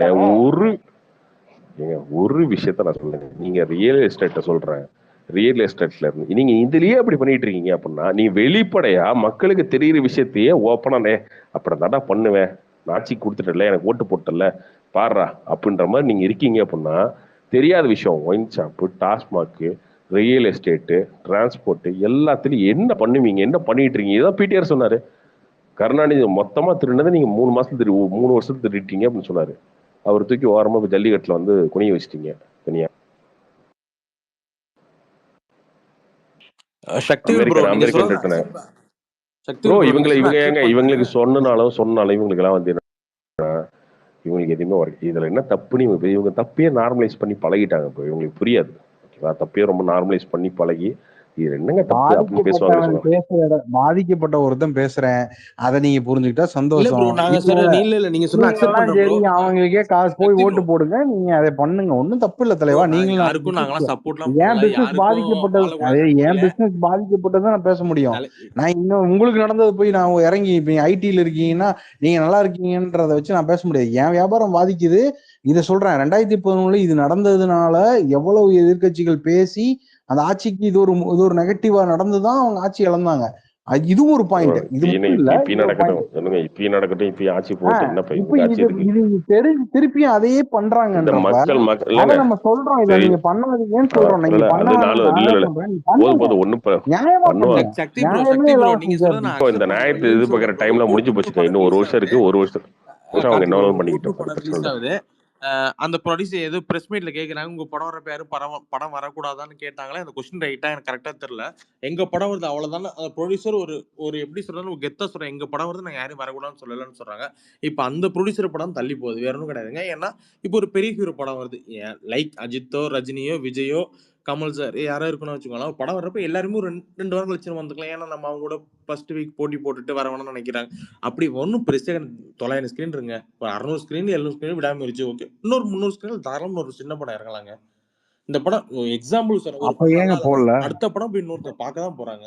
அது ஏன் ப்ரொடியூசர் ரிஸ்க் அப்புறம் எடுக்க ஏன் மாட்டாங்கன்னு போடல? தெரியல. அது ஏன் ப்ரொடியூசர் ப்ரொடியூசர் ஏன் ரிஸ்க் ரிஸ்க் எடுக்க எடுக்கணும்? மாட்டாங்கன்னு தெரியல பிரதர். டிஸ்ட்ரிபியூட்டர் தாங்க ரிஸ்க் எடுக்கணும். என்ன பிரதர்? ஐயா, இருக்கிற படம் எல்லாம் அவங்க கிட்ட தான் இருக்கு. உங்களுக்கு புரிஞ்சதா இல்ல இல்லையான்னு சின்ன தெரியல. நீங்க படம் இந்த சொல்றேன் உலகத்துல பிரதர். இப்போ வாழ்றீங்களா நீங்க வேற சொல்றீங்களா, இப்போ உங்கள்ட்ட என்ன சின்ன படம்? சரி ஓகே, நீங்க என்ன படம் இல்ல சொல்றீங்க? உங்ககிட்ட சொல்றீங்களா, நீங்க சொல்றீங்களா என்கிட்ட படம் இல்ல ரிலீஸே தலைவர், பண்ண விட என்ன படம் மாட்டாங்க, வரலாம்? இல்ல இல்ல ஐயா, முடக்குறாங்க, ஒரு நிமிஷம், தடுக்குறாங்க நான் அப்படி ஒரு நிமிஷம் சொல்றீங்களா? ஒரு நிமிஷம் நான் பேசுறது நீங்க கேளுங்க. இப்ப 6ஆம் தேதி ஒரு படம் வருது, விடாமுயற்சி, அதீஷ் சார் படம் வருது இல்லையா? சொல்லுங்க பிரதர். கூட ஆமா, என்ன படம் வருது? கூட என்ன படம் அனௌன்ஸ் பண்ணிருக்காங்க? எனக்கு இது வரையும் தெரியல. யாருமே அனௌன்ஸ் பண்ண மாட்டாங்க. ஏன்னு சொல்லுங்கன்னா, இவங்க ஆல்ரெடி எல்லார்கிட்டயும் சொல்லி வச்சிருக்காங்க எந்த படம் வரக்கூடாது. ஆமாங்க, ஒரு பெரிய ஹீரோ படம் வந்தா இப்ப அந்த படம் தாங்க பப்ளிக் ஏங்க இப்ப தமிழ்நாட்டுல ஒரு டாப் 940 4 5 ஸ்கிரீன்லயும் அஜித் சார் படம் தான் வரணுமா? இல்லங்க, ஒரு டாப் 4 5 ஹீரோஸ். அஜித் சாரே சொன்னா சிரிப்பாரு இத. ஐயோ, நானும் அக்செப்ட் பண்ணிக்கிறேங்க. ஒரு நல்ல படம் நல்லா இருந்தாதான் 4-5 நாள் கழிச்சு ஓடும் இல்லையா? சின்ன படம் வந்து சரிங்க, சின்ன படம் நான் ஹிட் ஆகும் பிரதர். சரி மதன், நான் இன்னொன்னு சொல்றேன். 6ஆம் தேதி விட்டுருங்க, சரி வரட்டும், அஜித் சார் வரட்டும், சூப்பர், கலை கட்டும். ஏன் 14ஆம் தேதி இருந்த டிராகனையும் நீக்கியும் தள்ளி, சரி நீங்க டிராகன் ஏன் மட்டும் ஏன் டிராகன் தள்ளி? இவ்வளவு சொல்றீங்க கேக்குறீங்க? இதையே பிரஸ் மீட்ல அவங்க ப்ரொடியூசர் ப்ரொடியூசர்ட்ட ஒருத்தன் கேக்குறாங்க, எங்க படம் வருது, நாங்க யாரையும் வரக்கூடாதுன்னு சொல்லல, அவ்வளவுதான். அந்த ஒரு கெத்தா ஸ்பீச். நீங்க அதான் சொல்றேன், இதுதான் அவங்களோட சொல்றேன். ப்ரொடியூசர் நீங்க படம் தானே கண்ணை வருது, அவங்க கட்டிக்கிட்டே ஏன் தள்ளி சூரிய போறாங்க? நமஸ்காரம் பண்றீங்க. அன்னைக்கு சொன்னாங்களே எங்க படம் வருது, நாங்க யாருக்கும் 14ஆம் எதுவும் தேதி பண்ணாது. வர்ற டிராகன் அவங்க படம், 21ஆம் தேதி வர நீக்கும் அவங்க படம், இப்ப 6ஆம் தேதி வர்ற விடாமுயற்சி அவங்க படம்ன்றப்ப அவங்க ஒரு முடிவு எடுக்கிறாங்க. 6ஆம் தேதி இந்த படம் வரப்ப வேற எந்த படம் 2 வாரம் வரக்கூடாது தியேட்டர்ல அப்படின்னு ஒண்ணு எடுக்கிறது தான் மோனோபோலின்னு நாங்க ப்ரோ சொல்றோம். அதெல்லாம் நான் 14ஆம் தேதி அக்செப்ட் தான் ப்ரோ 14ஆம் பண்றேன். தேதி எந்த படத்தை நீங்க 14ஆம் தேதி எந்த படத்தை நீங்க தியேட்டர்ல போட விடுவீங்க சொல்லுங்க? பிரதர் எல்லா யார் 14ஆம் தேதி வருவா? 14ஆம் தேதி ஹவுஸ்ஃபுல்லா ஓட போகுது விடாமுயற்சி எல்லா தியேட்டர்லயும், நீங்களே சொல்லுங்க. ஐயா இல்லைங்க, நான் சொல்றதே உங்களுக்கு திருப்பி இல்ல புரியல. புரியுது, நீங்க என்ன தியேட்டர் சொல்ல கொடுக்க வர்றீங்கன்னா, மாட்டாங்கன்னு சொல்றீங்க. ஏதோ ஒரு 14ஆம் தேதி தியேட்டரே வரலன்னா எப்படி ஒரு ப்ரொடியூசர் ரிலீஸ் பண்ணுவோம்? இப்ப நான் இருக்கேன், நான் அவங்க எடுத்து ரிலீஸ் பண்றேன்னு வச்சுக்கோங்களேன், ஒரு படத்தை எடுத்துட்டு வரேன்னா எப்படி ரிலீஸ் பண்ணுவேன்? எனக்கு ஷோஸே கிடைக்காது, நான் என்ன பண்ணுவேன்? ப்ரோ நீங்க சொன்ன 6th ஓகே, இப்போ 14 அப்படி பண்ணாங்க அப்படின்னா தப்பு தான். பட் ஆனா அப்படிதான் பண்ற. ஐயா 14ஆம் தேதி என்ன படம் வருது நீங்க பாருங்களேன், ஏதாச்சும் ஒரு படம் வருதான்னு பாருங்க. நோட்டபிள் பிலிம்ஸ் ஏதாவது ஒண்ணு 14ஆம் தேதி வருதா? இல்லங்க, என்னைக்கா இருந்தாலும் ஒரு பெரிய படம் வரும். சக்தி ப்ரோ வராதுயா, போன வருஷம் வரலையே. இல்ல போன வருஷம் பாத்தீங்கன்னா எல்லா பெரிய படங்க கூடயும் வேற ஒரு சின்ன படம் வந்து வேட்டையன் கூட வந்து பிளாக்னு ஒரு படம் வந்துச்சு. இந்தியன் 2 கூட வந்து ஆமாங்க, அந்த டிஸ்ட்ரிபியூட்டர் பார்த்திபன் தைரியமா படம் ஒன்று இறங்கி வந்துச்சு. வந்தாரு. லால் ஐயா சலாம் கூட வந்து தைரியமா அந்த ப்ரொடியூசர் வந்தாரு, லவர்னு ஒரு ஏன்னா படம் அவருக்கு வந்துச்சு. ஐயா எல்லா அதான் நீங்க சொல்ற எல்லா பெரிய படங்க கூட அது மட்டும் இல்ல. இன்னைக்கு வந்து நீங்க திருப்பூர் சுப்ரமணியம் இன்டர்வியூ பாத்தீங்கன்னா அவர் என்ன சொல்றாரு, இந்த வருஷம் வந்து எல்லா பழைய பெண்டிங் படத்தை எல்லாத்தையும் நாங்க 10 படத்தை ரிலீஸ் பண்ண போறோம்ன்றாரு. அந்த இன்டர்வியூவர் கேக்குறாங்க, உங்களுக்கு இந்த வட்டி பிரச்சனை ஏதாவது இருக்கா? அதெல்லாம் ஒண்ணும் இல்ல, எல்லா பைனான்சியர்ஸ் எல்லாருமே ரொம்ப கோஆபரேட்டிவா தான் இருக்காங்க, சினிமா இண்டஸ்ட்ரி நல்லா இருக்கு அப்படின்ற மாதிரி அவர் சொல்றாரு. இல்ல நான் வந்து நான் அகைன்ஸ்டா பேசல, பட் நான் என்ன சொல்றேன்னா இவங்க தான் வந்து இப்ப நீங்க பேச வேண்டிய பிரச்சனையை வந்து இவங்க தான் வெளில எடுத்துட்டு வரணும். ஆனா இவங்களே வந்து எல்லாம் ஒரு ரொம்ப நல்லா தான் போயிட்டு இருக்கு அப்படின்ற மாதிரி இப்ப சொல்றாங்க. ஐயா அவங்க ஏங்க சொல்லுவாங்க, ஏங்க ஏன்னா அவங்களுக்கு தேட்டர் ஒண்ணு காசுக்கு படம் கொடுக்கவே புரிஞ்சுக்கோங்க இல்லைங்க. அவங்க என்னங்க இப்ப புரிஞ்சுக்கோங்க. சென்டர் பாயிண்ட்ல அவங்களாம் இருந்து பல ஒருத்தர் பல கோடி ரூபா பேசுறது இங்க இன்வெஸ்ட்மெண்ட் பண்ணி தேட்டர் கட்டியிருக்காங்க, படம் எடுத்திருக்காங்க, எல்லாம் பண்ணி வச்சிருக்காங்க. இப்ப அவங்க கிட்ட போய் கேட்டீங்கன்னா என்ன சொல்லுவாங்க எல்லாரும்? ஆமாங்க, ஒன்றும் பிரச்சனை இல்லைங்க, நல்லதாங்க இருக்கு அப்படின்னு. இப்படியே எடுத்து பேசுவாங்க. நாளைக்கு பயிற்சி அதுக்கு நீங்க வாங்கணும். செலிபிரிட்டி ஷோக்கு கூப்பிட்டு ஒரு முகப்படத்துக்கு போட்டுட்டு வெளில வந்தோன்னே மைக்கை கூப்பிட்டு எப்படி இருந்துச்சுங்க படம் அப்படின்னு கேட்குற மாதிரி இருக்கு இதெல்லாம். அவன் என்ன சொல்லிட்டு தான் போவான், நல்லதா இருக்கு, சூப்பர் படம், நான் இந்த மாதிரி சினிமா பார்த்ததே இல்லை, பயங்கரமா என்ஜாய் பண்ணிட்டு போவான்ல, அந்த மாதிரி இதெல்லாம். அந்த மாதிரி வார்த்தைகள் இதெல்லாம் யார் சொன்னாலும் அதுதான். இப்போ நான் உங்களை தப்பு சொல்ல மாட்டேன். திருப்பூர் சுப்ரமணியன் சொல்றதாகட்டும், தரஞ்சன் சார் சொல்றாரு, அவங்க எல்லாருமே அந்த இடத்துல இருந்து அவங்க பேசுறாங்க. இன்னொன்னு, நிறைய பேர் பாதிக்கப்பட்ட ப்ரொடியூசர்ஸுமே இன்னைக்கு அவங்க வெளிப்படையா பேச முடியாது. நம்ம ஏன் பேசுறோம்னா, நமக்கு எதுவுமே கிடையாது, ஓகே, நமக்கு இன்வெஸ்ட்மெண்ட் தான் சினிமாவில் கிடையாது, அதனால நம்ம தைரியமா பேசிட்டு இருக்கோம். அதுதான் உண்மை. இதே நம்ம ஏதாவது ஒரு பெரிய இன்வெஸ்ட்மெண்ட்லாம் போட்டிருந்தோம்னா நமக்கும் ஒரு சின்ன ஐயோ இவங்கிட்ட எதுக்குப்பா அப்படின்ற நமக்கும் இருக்கும், தோணும். பட் ஆனா அது திமுக பண்ற தப்ப நம்ம சொல்றோம், திரும்ப திரும்ப அவங்ககிட்ட சொல்றோம், அவ்வளவுதான், இது தப்பா இருக்குங்க, இது தப்பா போயிட்டு இருக்குங்க, பாத்துக்குங்க அப்படின்னா. பட் அவங்களுக்கு அது புரியல அப்படின்னா சஃபர் ஆக போறது திமுக தான். நமக்கு ஒன்றும் பிரச்சனை இல்லை, பட் அது நமக்கு தேவைதான். நம்ம ஆசை தானேங்க. நம்ம என்னன்னா இன்னும் கொஞ்சம் ஆறட்டும், ஆனாதான் நல்லா இருக்கும், அப்பதானே 2026 மாத்தி ஓட்டு போடுவாங்க எல்லாரும் அப்படின்றத நம்ம. என்னை பர்சனலா கேட்டீங்கன்னா இன்னும் நல்லா போயிட்டு இருக்கு, நல்லா கரெக்டான ட்ராக்ல தான் திமுக போயிட்டு இருக்கு, திராவிட மாடல் அரசு போயிட்டு இருக்கு அப்படின்னு தான் நான் சொல்லுவேன். கார்த்திக் பிரதர், அப்பனா ஜூன் வரையும் அவங்க கிட்ட தான் படம் இருக்குன்னா அவங்களே தானே ஜூன் வரையும் அந்த ரிலீஸ் டேட் அவங்களே தானே ஃபிக்ஸ் பண்ணிக்க போறாங்க. மத்தவங்க யாரும் அவங்கள கழிச்சு தானே மத்தவங்க ஃபிக்ஸ் பண்ண முடியும். ப்ரோ அடுத்த ஜூன் வரைக்கும் வச்சுக்கோங்களேன், அதுதானே. இது ரெண்டுங்க என்ன இவ்வளவு கடந்தாச்சுங்கன்னு, ஒரு வருஷம் கடந்தா என்னங்க அப்புறம்? கார்த்திக் ப்ரோ யார் ப்ரோ அவரு? மிதுன் கே ராமன். அவரு ஒரு விஜய் ஃபேன். அண்ணாமலை பேசுறது எதுவுமே ஃபுல்லா பாக்குறது இல்ல, அப்படியே ஏதாவது ரிப்ளை போடணுமே போடுறாங்க ப்ரோ. நான் வந்து அதுதான் சொன்னேங்க, அந்த மாதிரி சென்சிபிளா இருக்காருன்னு நான் நினைச்சேன், அவர் இல்ல. அதுக்கப்புறம் பேசுறதுக்கு அர்த்தம் இல்லை.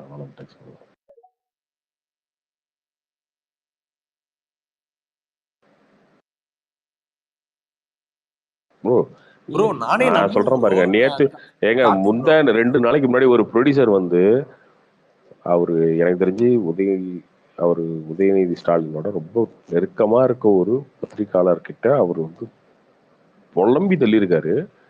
அதுக்கப்புறம் அவர்கிட்ட 2-3 அரசியல்வாதிங்க பேசியிருக்காங்க. அரசியல்வாதிங்க மீன்ஸ் டாப்ல இருக்க அரசியல்வாதிங்களே பேசியிருக்காங்க. அவர் வந்து நம்ம அடப்படுறது, பட் அவங்களாம் கட்டுப்படுத்திருக்காங்க, அதுதான் உண்மை.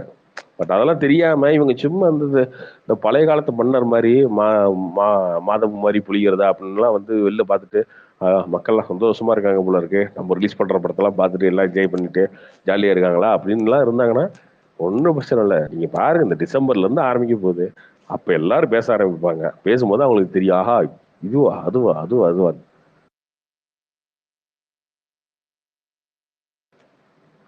2026 ஆட்சி மாறினுச்சுன்னா இங்க ஒரு தியேட்டர் முன்னாடி பட்டாசு வெடிதான் மட்டும் பாருங்க. மிகைப்படுத்தி சொல்லலைங்க, சீரியஸா உண்மை சொல்றேன். மிகப்படுத்தி சொல்லல திமுக மேல கோவத்துல சொல்லல, மிகப்படுத்தி சொல்லல, சீரியஸா இது உண்மை. 2026 ஆட்சி மாறினா தியேட்டர்காரங்களாம் கொண்டாடி தள்ளுவாங்க. ஐயா கார்த்திகேயா, ஒன்னு சொல்லிடலாம். நம்ம 2 பேர் நம்ம பேசுறோம், நான் பேசுறேன், நீ பேசுற, நான் பேசுறதுக்கு ஏன் நீ இப்ப பேசுறேன்னு ஒண்ணு கேள்வி இருக்கு. அதுக்கு பதில் சொல்லிடுறேன். என் படம் ரிலீஸ் இருந்தது, அது சம்பந்தப்பட்ட இன்வெஸ்டர்ஸ்க்கெல்லாம் எனக்கு பிரச்சனை வரும். நான் இவர் போட்டப்பவே இவர்கிட்ட நான் அதுதான் சொன்னேன், தலைவா சப்போர்ட் பண்ண ஆசைப்பட்டு எனக்கு இந்த பிரச்சனை இருக்குனால பண்ண முடியலன்னு சொன்னேன். ஆனா இப்ப எனக்கு அந்த பிரச்சனை இல்லை. நான் ரிலீஸ் ஆயிடுச்சு, ஓகே, நான் அடுத்து என்னமோ பண்ணிக்கிறேன்னு வச்சுக்கோங்களேன். ஆனா நானும் அங்கிருந்து இப்படி வந்திருக்கேன். கார்த்திக் ப்ரோ பண்ண மாதிரி அவரும் நாங்கெல்லாம் வந்து சும்மா ஒரு அடையாளம், நாங்க வந்து ஏதோ ஒரு அடையாளத்தை பற்றி நாங்க ஒரு வாழ்க்கையில ஒண்ணு போயிட்டு இருக்கோம். இப்ப எங்களோட இதெல்லாம் சின்ன சின்ன விஷயங்கள் தான் நாங்க பண்ணியிருக்கோம். பட் எங்களுக்கு வந்து இது சஃபர் ஆகுதுன்னு நாங்க சொல்றோம். இந்த மாதிரி ஒரு 200 பேர் இருக்கா, 300 பேர் இருக்கான்னு சொல்றோம். அவங்களால பாவம், அவங்களால ஸ்பேஸ்ல வந்து பேச முடியாது, குரூப்ல போட முடியாது, பேச முடியாது, வேற எங்கேயும் சொல்ல முடியாது, மனக்குமுறலோட பல இடங்கள்ல வாழ்ந்துட்டு இருக்காங்க. இப்ப நான் ஒரு மெசேஜ் போட்டிருக்கேன் என்னோட போஸ்ட்ல. அந்த மெசேஜுக்கு எனக்கு எவ்வளவு பேர் வாட்ஸ்அப்ல வாழ்த்து சொன்னாங்கன்னு எனக்கு மட்டும் தான் தெரியும். அதை எடுத்து நான் போட முடியாது. ஆனா அதான் உண்மை. இது அவங்களுக்கும் தெரியும். இதுல என்ன ஹைலைட்னா, இந்த விஷயத்த பேசுறது நான் தான் தெரிஞ்சு அவங்களோட இருக்கிற பல பேர் எனக்கு பழக்கம். ரொம்ப க்ளோஸ் தான் அவங்க எல்லாருமே. இதுக்கப்புறமாச்சும் அவங்க என் லைனுக்கு வந்தாங்கன்னா அவங்க கிட்ட நான் திருப்பி இதை தெளிவுபடுத்த விரும்புறேன்.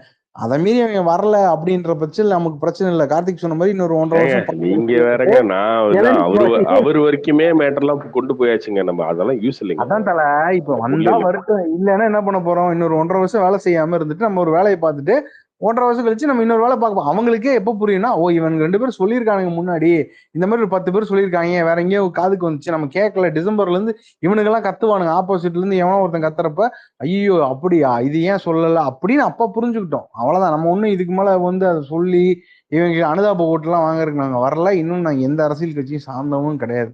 நம்ம எல்லாத்துக்கும் நியாயமா பேசுவோம். இதே டிஎம்கேக்கு நம்ம சப்போர்ட் பண்ணியும் பல தடவை பல இடங்கள்ல பேசியிருக்கோம், பல விஷயங்கள் செஞ்சிருக்கோம். இதெல்லாம் ஓகே.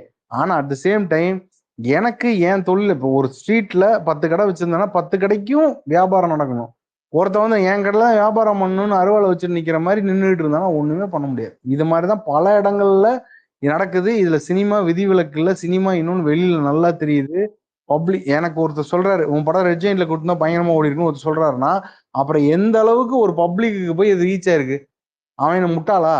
அப்ப அவன் சொல்றான் என்கிட்ட, நீ அதை கொடுத்தா ஓடி இருக்கும். அப்ப நீங்க ஒரு அதிகாரம் இருக்க ஒரு ஆள்கிட்ட நீங்க படத்தை கொடுத்தா ஓடிடுமா? எனக்கு அது புரியவே இல்லை. எனக்கு அங்கேயே ஷாக் ஆகுது. ஒரு பப்ளிக் சொல்றான் இதை.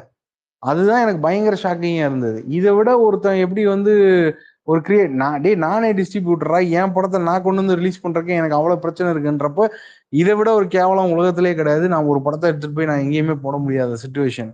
அந்த மாதிரி எத்தனை டிஸ்ட்ரிபியூட்டர் இருப்பான், எத்தனை பேர் இருப்பான் தியேட்டர்ல. அவ்வளவு பேர் சொல்றதை கேட்டு அமைதியா டேர்ம்ஸை போட்டு போனவன் அத்தனை பேர் இருக்கான். எத்தனை பேர் இருக்கான் ஏன் இவ்வளவு பேர் வெளியில கும்பிடுறாங்க? நாங்கெல்லாம் ஒரு 10 பேர் கும்பிடுறோம், அவ்வளவுதான். குமுறாம ஒரு 200-300 பேர் இருக்கான். இவங்க எல்லாம் குமுறப்பதான் நம்ம 2026 பட்டாசு வெடிச்சிருவாங்க. அதான் ஏன் நம்ம சொல்றோம். இதுக்கப்புறம் அவங்க இஷ்டம், அவ்வளவுதான். இதுக்கப்புறம் நம்ம ஒண்ணும் பேசி இவங்களுக்கும் பப்ளிக்கு என்ன புரியும்? நம்ம வழி நமக்கு தான் தெரியும். வேணாம் உடனே இன்னொரு வருஷம் அப்படியே இருக்கட்டும், நல்லதே நடக்கட்டும். நன்றி நன்றி. இப்படி விஜய் படத்தை வாங்க மாட்டாங்க அவங்க. தெரியாம அங்க லைக்காக்கு போனதுனாலதான், இல்லைன்னா அது வாங்கிருக்க மாட்டாங்க.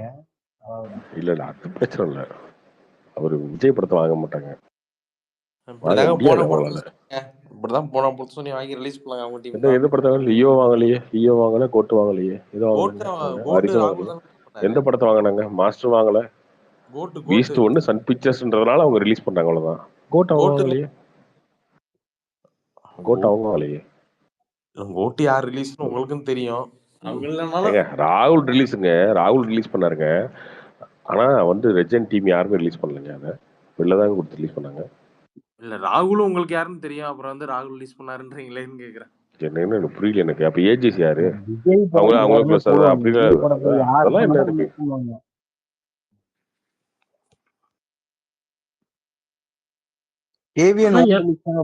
சரி, அப்படின்னா நீங்க சொல்றீங்களே குட் பை டக்லி ராகுல் ரிலீஸ் பண்றாரு, அது என்ன படம் எதுவும் சொன்னீங்களா? இட்லி கடையா? இட்லி கடை Sun picture sorry Red Giant release பண்றாங்க. எந்த படம் தியேட்டர் கொடுப்பாங்க நீங்களே சொல்லுங்க சக்தி ப்ரோ. எனக்கு தெரிஞ்சு 2 படம் ஒன்னா வராது, தெரிஞ்சதான் வரும். அது எனக்கே தெரியும். குட் பை டக்லி தான் 10th ரிலீஸ் ஆகும், இட்லி கடை வராது. ஆமா 2 படம் தெரிஞ்சதான் வரும். இல்ல உண்மைதானே சக்தி வரலாம், அதுக்கு ஸ்பேஸ் இருக்கு. இல்ல சொல்றேன், இல்ல ப்ரோ சொல்றேன், இது உண்மைதான். இது ஏன்னா அதான்யா, இதுதான் மோனோபோலின்னு சொல்ல வரோம். இப்ப 2 படம் வர்றதுக்கு ஸ்பேஸ் இருக்கு. 2 படம் ஒரே கம்பெனில இருக்கு. இப்ப எப்படி வரும்? வராது. அப்ப அவங்களே முடிவு எடுப்பாங்க. அதுதான் ஒரே கம்பெனி இல்ல, ஒரே கம்பெனி, அதெல்லாம் ஓகே, தெரிஞ்ச கம்பெனி தானே. நீங்க அது விஜய் படமா பாத்தீங்கன்னா, விஜய் படம் யார் ரிலீஸ் பண்ணாலும் தியேட்டர் போட்டுருவாங்க. விஜய் படம்ன்றது நம்பர் 1, அவர் சூப்பர் ஸ்டாரு, நம்பர் 1. அவருக்கு எல்லாருமே போடுவாங்க தியேட்டர். எப்படி போடாம இருப்பாங்க? யாரும் அவரே ரிலீஸ் பண்ணலாம். சரி, அவர் வேலை கொடுத்து வாங்கியிருக்காருங்க. 75 கோடியோ 80 கோடியோ 85 கோடி கொடுத்து வாங்குறவருக்கு எப்படி படம் போடாம இருப்பாரு? அவர் போட்டு வாங்குறாரு. அந்த படத்தை ரெட் ஜெயின்ல இருக்கிற யாரும் வாங்கலன்னா கார்த்தி சொல்றாரு. அந்த மாதிரிதான் ராகுல் வாங்குற படம் அஜித் சார் படம் வந்து வாங்கியிருக்காரு, முன்னாடியே வாங்கிட்டாரு. அவர் எப்பவும் வாங்கிட்டாரு, விடாமுயற்சிக்கு முன்னாடியே அவர் தான் அந்த ப்ரோ படம் அவர் ரிலீஸ் தான் பண்ண ப்ரோ போது கண்டினியூ லான்ச் ரிலீஸ் பண்ணிட்டாரு. பண்றாரு. விஸ்வாசமா இருக்கட்டும், விவேகமா ஆமாங்க, இருக்கட்டும், வலிமையா அது இருக்கட்டும், துணிவா அப்போ அது இருக்கட்டும். அது அப்பங்க இப்ப அவங்க அசோசியேட் பண்ணி வாங்குறாங்க, அதெல்லாம் ஒன்றும் தப்பு கிடையாதுங்க, அதெல்லாம் பண்ணலாம். இப்ப என்ன சிக்கல்னா, இட்லி கடையும் அதுவும் ஏன் வரக்கூடாது? இட்லி கடையும் அதுவும் வரலாமே, இல்ல தப்பு இல்லையே. வரலாம், வரக்கூடாதுன்னு சொல்லல ப்ரோ. உங்களுக்கே தெரியும் எந்த படம் வந்தா யாரு அதிக ப்ரிஃபரன்ஸ் கொடுப்பாங்க உங்களுக்கும் தெரியும். ஆமாங்க, அதுதாங்க சொல்றேன், அதுதான் சொல்றேன். இப்ப இப்ப 2 படம் அனௌன்ஸ், அதாவது இட்லி கடை முன்னாடியே அனௌன்ஸ் பண்ணிட்டாங்க, குட் பேட் அக்லிக்கு முன்னாடியே அனௌன்ஸ் பண்ணிட்டாங்களா இல்லையா? ஆமா ஆமா ஆமா சொல்லுங்க. அப்போ இட்லி கடை தனுஷ் சார் படம் என்னைக்குமே ஒரு 450 ஸ்கிரீன் ஈஸியா ரிலீஸ் ஆகக்கூடிய படம் தான், தப்பு கிடையாது. ஏன் பேட்ட விசுவாசமே ரிலீஸ் ஆச்சு, ஏன் வந்து இட்லி கடையும் குட் பேட் அக்லியும் ரிலீஸ் ஆகக்கூடாது? அது ஒண்ணு பெரிய வீக்கெண்டு, 10ல இருந்து 21 வரைக்கும் லீவு தான், நடுவுல ஒரு நாள் 2 நாள் ஏதோ ஹாலிடேஸ் வருது, சம்மர் சண்டே ஹாலிடே வருது, 20 நாள் நல்ல நிறைய பிஸின்னு வச்சுக்கோங்க. ஆமா பண்ணலாமே, தப்பே கிடையாது, யாருமே தடுக்க போறது இல்லைங்க. எல்லா படத்தையும் எல்லாரும் பார்க்க, 2 படம் பார்க்க எது மாட்டாங்களா நீங்க நல்லா சொல்லுங்க? இருக்கோ இன்னும் நல்லா ஓடும்னு வச்சுக்கோங்க சம்மருக்கு. அவ்வளவுதான், 2 தள்ளி போடுறாங்களோ பண்றாங்களோங்க, அது தெரியல, அனௌன்ஸ் பண்ணிருக்காங்க. நியாயமா பார்த்தா 2 படத்தை ரிலீஸ் பண்ணலாம், அதுக்கு டேட் சரியான டேட். இப்ப இதுல யாரோ ஒருத்தர் தள்ள என்ன நடக்கும்னா, இப்ப இப்ப நியாயமா பார்த்தா அவங்க என்ன பண்ணணும்னா இப்பவே தள்ளிடணும். நான் 10ஆம் தேதி வரலைங்க, நான் 24 வர்றேன், இல்ல நான் 2 வர்றேன், 7 வர்றேன்னு ஏதோ தள்ளி தொலைச்சிட்டாங்கன்னா, இன்னொரு சின்ன படம் இந்த வருது. இந்த ஷெட்யூல்ல எவனோ ஒருத்தன் உள்ள வருவான், இல்ல எவனோ ஒருத்தன் அந்த டேட்ல வர்றேன்னு நினைச்சவன் தள்ளி போய்க்குவான். Correct, super bro. இவங்க என்ன பண்ணுவாங்க, லாஸ்ட் மினிட்ல சொல்லுவாங்க, சொருவாங்க கொண்டு வந்து, ஏன்னா இப்ப வரலைங்க அப்படின்னு 10 நாளுக்கு முன்னாடி சொன்னா எப்படி வியாபாரம் பண்றது? Correct correct. எப்படி நடக்கும்? இன்னைக்கு இதுதான் சொல்ல வரேன். நீங்க இப்போ அது இப்ப இதெல்லாம் என்ன சிக்கல் வருதுன்னா, இதெல்லாம் இவங்க பிரச்சனை தான். சின்ன படம் இவங்க இதுக்குள்ள தலையிடவே கூடாது. ஆமா 10 நீங்க 2 படம் சொல்லிட்டீங்களே, தைரியமா ரிலீஸ் பண்ணுங்க. இப்ப என்ன பிரச்சனை உங்களுக்கு அதுல?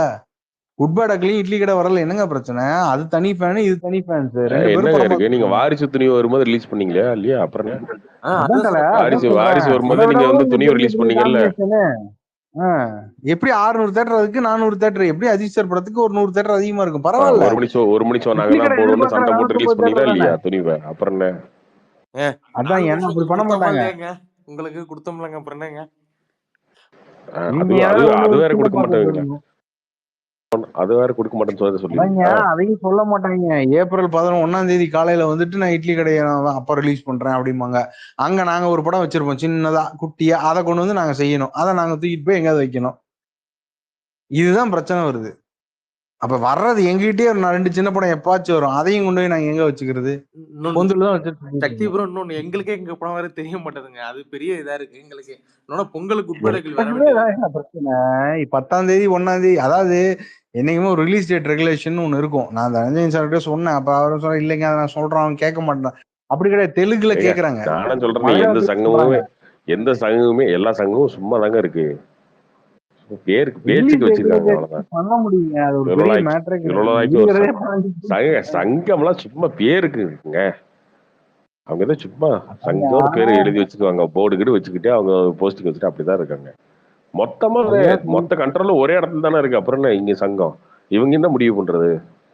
அப்ப அவங்ககிட்டயே போய் நின்றலாமியா, சங்கமே வேணாம், நீங்களே சொல்லுங்க. சங்கமே கிடையாது, அப்புறம் சங்கமே கிடையாது. அடுத்த 1.5 வருஷத்துக்கு நீங்க வாங்கின படம் எல்லாம் சொல்லுங்க, நாங்க எந்த டேட் எல்லாம் ஃப்ரீயா இருக்கோ அதுல ரிலீஸ் பண்ணிக்கிறேன்ட்டு ஒரு டேட்டை போட்டு நம்ம வேலையை பார்க்கலாம்ல. இருக்கிறது ஒரு 10 படம் இருக்கு நம்ம கிட்டயும், ஒண்ணும் கிடையாது, ஃப்ரீயும் கிடையாது, ஒண்ணும் கிடையாது, அவ்வளவுதான். இன்னும் 52 வாரம் இருக்கா, 52 வாரம் அமைதியா இருங்க.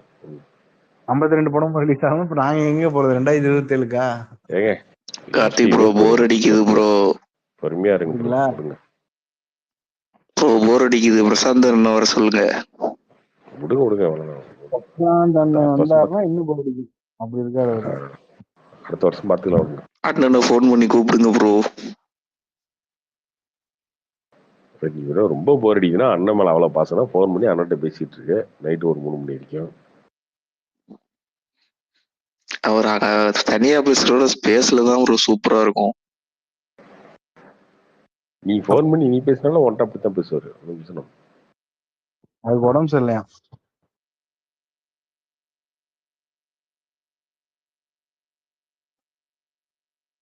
சரி, ஓகே. வேற யார் இருக்கீங்க சொல்லுங்க. விடாமுயற்சி பத்தியோ இல்ல வேற ஏதாவது? விடாமுயற்சி நீங்க தான் சொல்லணும். சக்தி ப்ரோ, நீங்க குட் நைட் படம் எந்த டைம்ல ரிலீஸ் பண்ணி? ஏன்னா எனக்கு எல்லாம் தியேட்டர்லாம் படம் பார்த்தேன். ஆப்போசிட்டா வேற என்ன படம் வச்சு நீங்க ரிலீஸ் பண்ணப்போ? மே 12 ரிலீஸ் பண்ணோம். அதாவது டான் ரிலீஸ் ஆன அதே டேட் அடுத்த வருஷம். கூட வந்தது வந்து கஸ்டடின்னு ஒரு படம் வந்துச்சு. ஓகே ப்ரோ, நல்ல டேட்டு, நல்ல படம், நல்ல மிடில். சும்மா ஆமா, கஸ்டடி இன்னொரு ஏதோ படம் வந்துச்சு, எனக்கு ஞாபகம் இல்லை. அப்போ எங்களுக்கு ஒரு மாதிரி கொடுத்தாங்க, ஒரு மாதிரி மிடில் ஸ்கிரீன்ஸ் தான் கொடுத்தாங்க, ரொம்ப பெருசா கொடுக்கல. பட் அப்புறம் இந்த செகண்ட் வீக்ல அதுவுமே இன்க்ரீஸ் நாங்க கண்டிப்பா ஆயிருக்குமே ப்ரோ. இல்ல நாங்க அதுதான் பிரச்சனை என்னன்னா, நாங்க 125 தியேட்டர் போட்டோம், அதுவே தான் 3 வாரமும் ஓடிச்சு. நாங்க எங்க கிட்ட காசு இல்லை கியூபுக்கு எல்லாம் போட, அதனால நாங்க 125 தியேட்டர் ஒரு செலக்டட் ஸ்கிரீன்ஸ்ல போட்டோம். அதை 3 வாரம் ரன் பண்ணோம். அதுல வந்து கலெக்ஷன் தான். ஓடிடி வாங்கிட்டாங்க ஆல்ரெடி. ஸோ அதனால எங்களுக்கு பிரச்சனை இல்லை. எங்களால எக்ஸ்டெண்ட் பண்ணவும் முடியல, ஏன்னா இந்த படம் எக்ஸ்டெண்ட் பண்ணா என்ன ஆகுன்ற ரிசல்ட்டும் எங்களுக்கு தெரியல. அதனால 2 வாரம் ஓடிச்சு. 3வது வாரம் தான் கொஞ்சம் சி சென்டர்ஸ்க்குலாம் ஸ்ப்ரெட் பண்ணாங்க, அது நல்லா போச்சு. 4 வாரம் போச்சு நல்லா தேட்டர். இல்ல ப்ரோ, இப்போ நீங்களாம் எனக்கு யாருன்னு தெரியல, உங்க இப்பதான் ஓப்பன் பண்ணி பாக்குறேன், அப்பதான் தெரியுது இந்த படம்லாம் நீங்க ரிலீஸ் பண்ணிருக்கீங்களா அப்படின்ட்டு. ஒரு தரமான படத்தை ரிலீஸ் பண்ணி வச்சிருக்கீங்க நீங்களாம் லாஸ்ட் இயர்.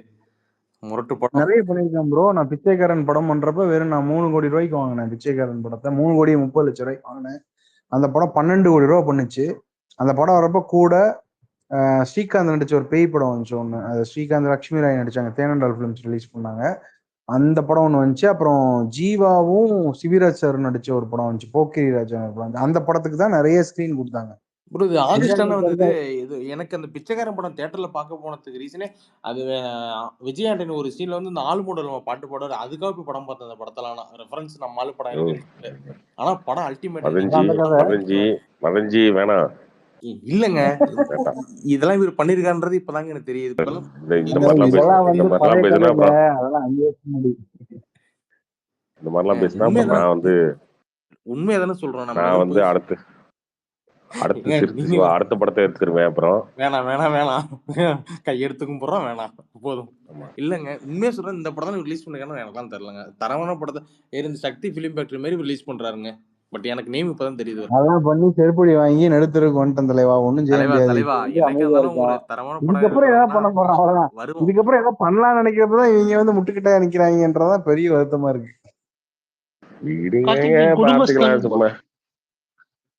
குடும்பஸ்தன் படம் நீங்க பண்றீங்களா ஜி கார்த்திக்? ஆமா ஜி, சேலம். ஓகே, டிக்கெட் கொடுத்துருங்க, ஃப்ரைடே வந்துடும், நாமக்கல்ல இருந்து சேலத்துக்கு வந்துடுறோம். நாமக்கல்லே வாங்கி விட்டுதானே சேலத்துக்கு வந்து வாங்கிட்டு கேஸ்ல டிக்கெட் கொடுத்துருங்க, வாங்கிடுறோம். நல்ல படம் பாருங்க, சூப்பரா இருந்தது பிரதர். ட்ரைலர் எனக்கு ரொம்ப பிடிச்சிருந்தது. குடும்பஸ்தன் பாப்போம். ப்ரோ நீ விஜய் பேசுனதை பத்தி என்ன ப்ரோ நினைக்கிறீங்க? அது ஒரு அரசியல்வாதி, அவனுக்கு களத்துல வந்த ஒரு விஷயத்த சொல்லியிருக்காரு, அவ்வளவுதான். பெருசா ஒரு கன்க்ளூஷன் சொல்லல.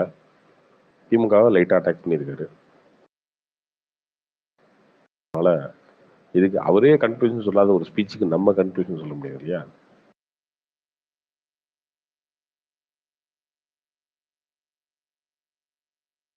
அன்புமணி வந்து கூட ஏதோ இது அதுக்கு ஆல்டர்னேட்டிவ்லாம் சொன்னாருன்னு சொன்னீங்களா ப்ரோ, அது மாதிரி ஏதாவது சொல்லுவாருன்னு எதிர்பார்த்தேன், ஒண்ணுமே சொல்லல.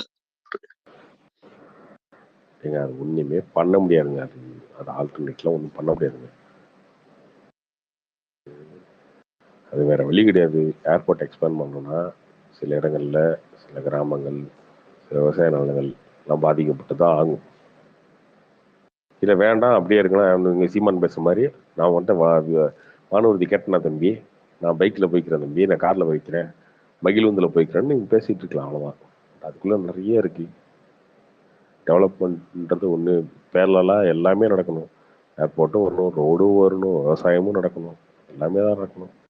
பட் அவங்க என்ன ரீசன் சொல்கிறாங்கன்னா, அங்கே 5000 ஏக்கர் எடுக்கணும். 5000 ஏக்கர் எடுக்கும்போது பக்கத்தில் எங்கே எடுத்தாலுமே அங்கே வந்து நிறைய மக்கள் இருக்காங்க, நிறைய இதெல்லாம் இருக்குது. இங்கே தான் வந்து வெறும் 1000 சில்லற ஏக்கர் தான் வந்து விவசாய நிலங்கள் இருக்குது. அங்கே ஏரி இருக்குன்னா எங்கே போனாலும் ஏரி இருக்குதான் செய்யும், என்ன பண்ண முடியும்? இதோட கம்மியான லேண்ட் ஒன்று எடுத்தீங்கன்னா திரும்ப இன்னொரு 5 வருஷம் கழிச்சு 10 வருஷம் கழிச்சு திரும்ப இன்னொரு எக்ஸ்பேன்ஷனுக்கு இன்னொரு இடத்த தேடணும். ஸோ இது இன்னொரு 20-30 வருஷத்துக்கு தாங்குற மாதிரி ஒரு ஏர்போர்ட் பண்ணணும்னா வேற இடம் இல்லை அப்படின்னு அவங்க சொல்றாங்க அவங்களுடைய வருஷன்ல. ஓகே, விஜய் சொல்லும்போது விஜய் வந்து இல்லைங்க இது நல்லா இருக்கும் அது நல்லா இருக்கும் ஏதோ ஒன்று சொன்னா கரெக்டாக இருக்கும். அவருமே இதை வந்து லைட்டா முட்டுக்கட்ட போற மாதிரி பேசிட்டு போயிட்டாங்க. என்னன்னா திமுக அதை அப்படியே தூக்கி ஓரமா வச்சிரும் அடுத்த வருஷம் எலெக்ஷன் நடக்கிறதுனால. இப்போ என்ன 2020 எலெக்ஷன் வரைக்கும் நடக்காது. 2027 26 ஏதாவது கவர்மெண்ட் வந்து 27 ஆரம்பிச்சு 30 முடிஞ்சு அது வரத்துக்குள்ள எல்லாம் டவுன் பஸ்ல ஏறி போற மாதிரி போக வேண்டியதான் சென்னை ஏர்போர்ட்ல.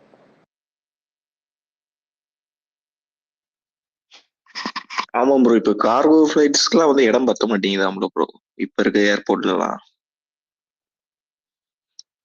ஏர்போர்ட்ல இடம் 10 தாண்டி டிராஃபிக்கே தாங்க முடியலைங்க ஏர்போர்ட் ரோட்ல. தெரியும் அது பெரிய ரோடு தான். சென்னையில மட்டும்தான் சிட்டிக்குள்ள ஏர்போர்ட் இருக்காங்க. மற்ற ஊர்ல எல்லாம் வெளியில நீ அந்த பக்கமே போக முடியாது. நீங்க அந்த பக்கம் போறது கட்டுப்பா இருக்கும். ஆமா, பெங்களூர்லாம் ரொம்ப தூரமா 45 கிலோமீட்டர் தள்ளிதான் இருக்கும் பெங்களூர். ஆமா, இப்போ பெங்களூர்ல 45 கிலோமீட்டரு. அதுக்குமே இப்ப மெட்ரோ எல்லாம் போட்டுட்டு இருக்காங்க. ஆமா, செமையா இருக்கு பெங்களூர் ஏர்போர்ட். அதான் இன்டர்நேஷனல் டெர்மினல்லாம் உள்ள போனோம்னாலே வேற லெவல்ல ஏதோ பயங்கரமான ஏதோ ஒரு மால்குள்ள போயிட்டு வந்த மாதிரி இருக்கும். அவ்வளவு பெருசா கட்டி வச்சிருப்பாங்க. இல்லங்க, இவங்க சொல்றாங்களே ஏர்போர்ட் வேணாம், வேற இடமாவது பார்த்து சொல்ல சொன்னாலும் ஓகே. யாருமே ஏர்போர்ட் வேணாம், அந்த ஏர்போர்ட் வச்சு எத்தனை நாளுங்க ஓட்ட முடியும்? மீனம் பக்கத்தை வச்சு வேற ஆல்டர்னேட் இடம் சொல்லலாம், இந்த இடத்துல இது பண்ணலாம் அப்படி அதுவும் சொல்ல மாட்டாங்க.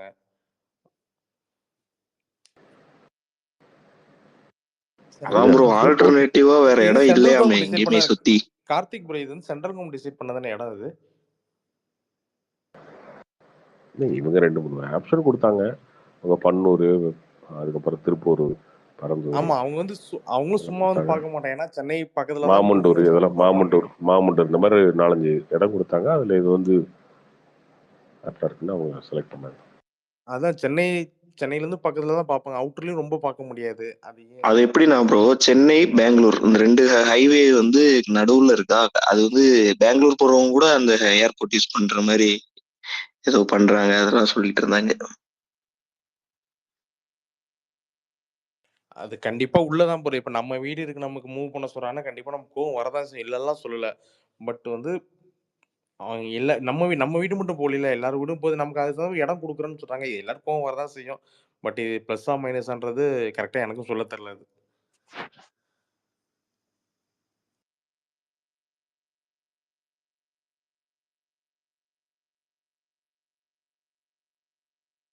அது எல்லா விஷயத்துலயும் அப்படிதாங்க இருக்கும். ஒரு சிலருக்கும் ப்ளஸ் இருக்கும், ஒரு சிலருக்கு. இப்போ இவர் சொன்னார்ல ரெஜெண்டை பத்தி ஒன்று, நீங்க இதே ராஜ்கமலில் கேட்டீங்கன்னா அவங்க ரெஜெண்டால தான் எங்க கம்பெனி சூப்பரா இருக்கு, ரெஜெண்ட் தான் எங்களுக்கு தேவை அப்படின்னு அவங்க பேசுவாங்க.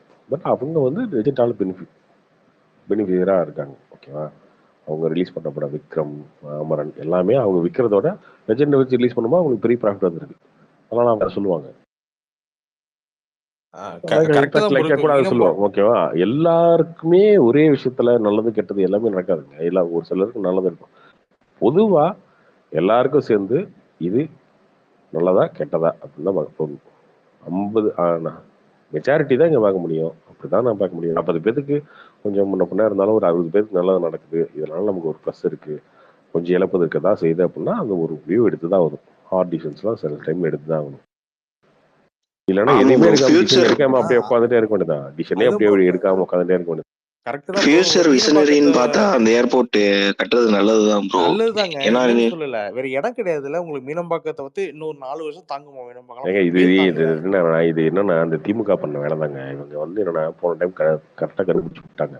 இந்த 8 வழி சாலை ஒன்று போடும்போது என்ன பண்ணிட்டாங்க, இவங்க வேணும்னே ஈடிமிக்க கலாய்க்கணுன்றதுக்காக ஒரு ஆர்ப்பாட்டத்தை பண்ணி பிரச்சாரத்தை பண்ணி அங்க இருக்கவங்க எல்லாம் வந்து விவசாயிகள்லாம் போராடுறத டிவியில் எடுத்து போட்டு காட்டி ஒரு பிரச்சனை பண்ணி அதை ஸ்டாப் பண்ணாங்க. அப்புறம் இவங்க வந்ததுக்கப்புறம் அதையே வந்து வேற மாதிரி மாற்றி சொன்னாங்க. இப்போ இது பண்ணும்போது அவங்க இதை பண்றாங்க. அதான் எதிர்கட்சி அரசியல் பண்றாங்க அவங்க. இதுல அதிமுக எதிர்க்க முடியாது. ஏன்னா அதிமுக கொடுத்த லிஸ்ட்லயும் இந்த லொக்கேஷன் இருந்ததுனால அவங்க எதிர்க்க முடியாது. இதுல சீமானுக்கு பிரச்சனையே கிடையாது. அவரு வந்து bus stand, airport, bus stand, airport, toilet எது கட்டினாலும் எதிர்ப்பாரு அவரு. அவர் ஆனா ஒரே ஒரு வார்த்தை சொல்லிடுறாரு, ஏர்போர்ட் வேணும், நாங்கெல்லாம் வந்து ரோட்ல நின்னோமா அப்படின்னு ஒரு வார்த்தை சொன்னதால எல்லாருமே அவர் எதையுமே ஒத்துக்க மாட்டாரு. அவர் எது கட்டினாலும் அண்ணன் சண்டைக்கு வருவாரு.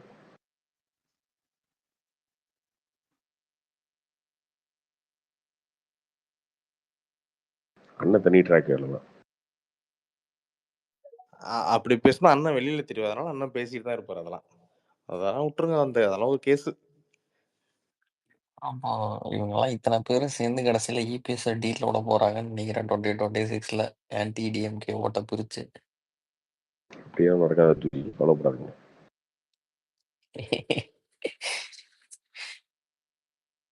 க்ளோஸ்டு எலெக்ஷன் வரும்போது ஒரு பயம் வந்துருக்குங்க. எல்லாருக்கும் பயம் வந்துடும்.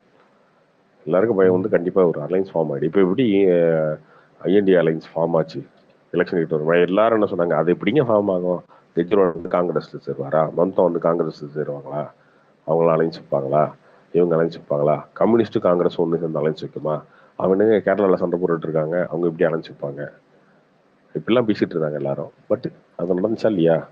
கண்டிப்பா மோடியே ஜெயிக்கணும் அப்படின்றதுனால எல்லா இடத்துலையும் இப்போ பிரிஞ்சுட்டாங்க. ஆஃப்டர் எலெக்ஷன் பிரிச்சுட்டாங்க இல்லையா? அந்த அவங்க சேர்ந்து சக்சஸும் பண்ணாங்கல்ல. 234 தொகுதியில் அவங்களால ஜெயிக்கவும் முடிஞ்சதில்ல. இந்த மாதிரி க்ளோஸ்டு எலெக்ஷன் வரும்போது கண்டிப்பா அந்த கூட்டணி நடக்கும். அது ஏதோ ஒரு ஃபார்ம்ல நடக்கும். அது என்டிஏ ஏடிஎம்கேவா இருக்கலாம், இல்ல டிவிகே ஏடிஎம்கே அந்த அலைன்ஸா இருக்கலாம், இல்லைன்னா எடப்பாடி இல்லாத ஏடிஎம்கேவும் என்டிஏவா இருக்கலாம். ஏதோ ஒரு ஃபார்ம் ஆகும். அப்படிலாம் திமுகவோட கனவு எல்லாரும் மண்ணள்ளி போறதுக்கு ரெடியா தான் இருப்பாங்க. கண்டிப்பா போடுவாங்க, போடாமலாம் இருக்க மாட்டாங்க. திமுக எல்லாரும் பிரிஞ்சு நிற்பாங்க. நம்ம ஈஸியா கிளம்பினாலே திமுக முடிஞ்சிருச்சு, இல்ல பாதி முடிஞ்சிருச்சு. அதெல்லாம் கிடையாது. காங்கிரஸ் விசிக இருக்கிறது திமுக மைனஸ் தான் அவங்க கூட்டணியில் இருக்கிறது.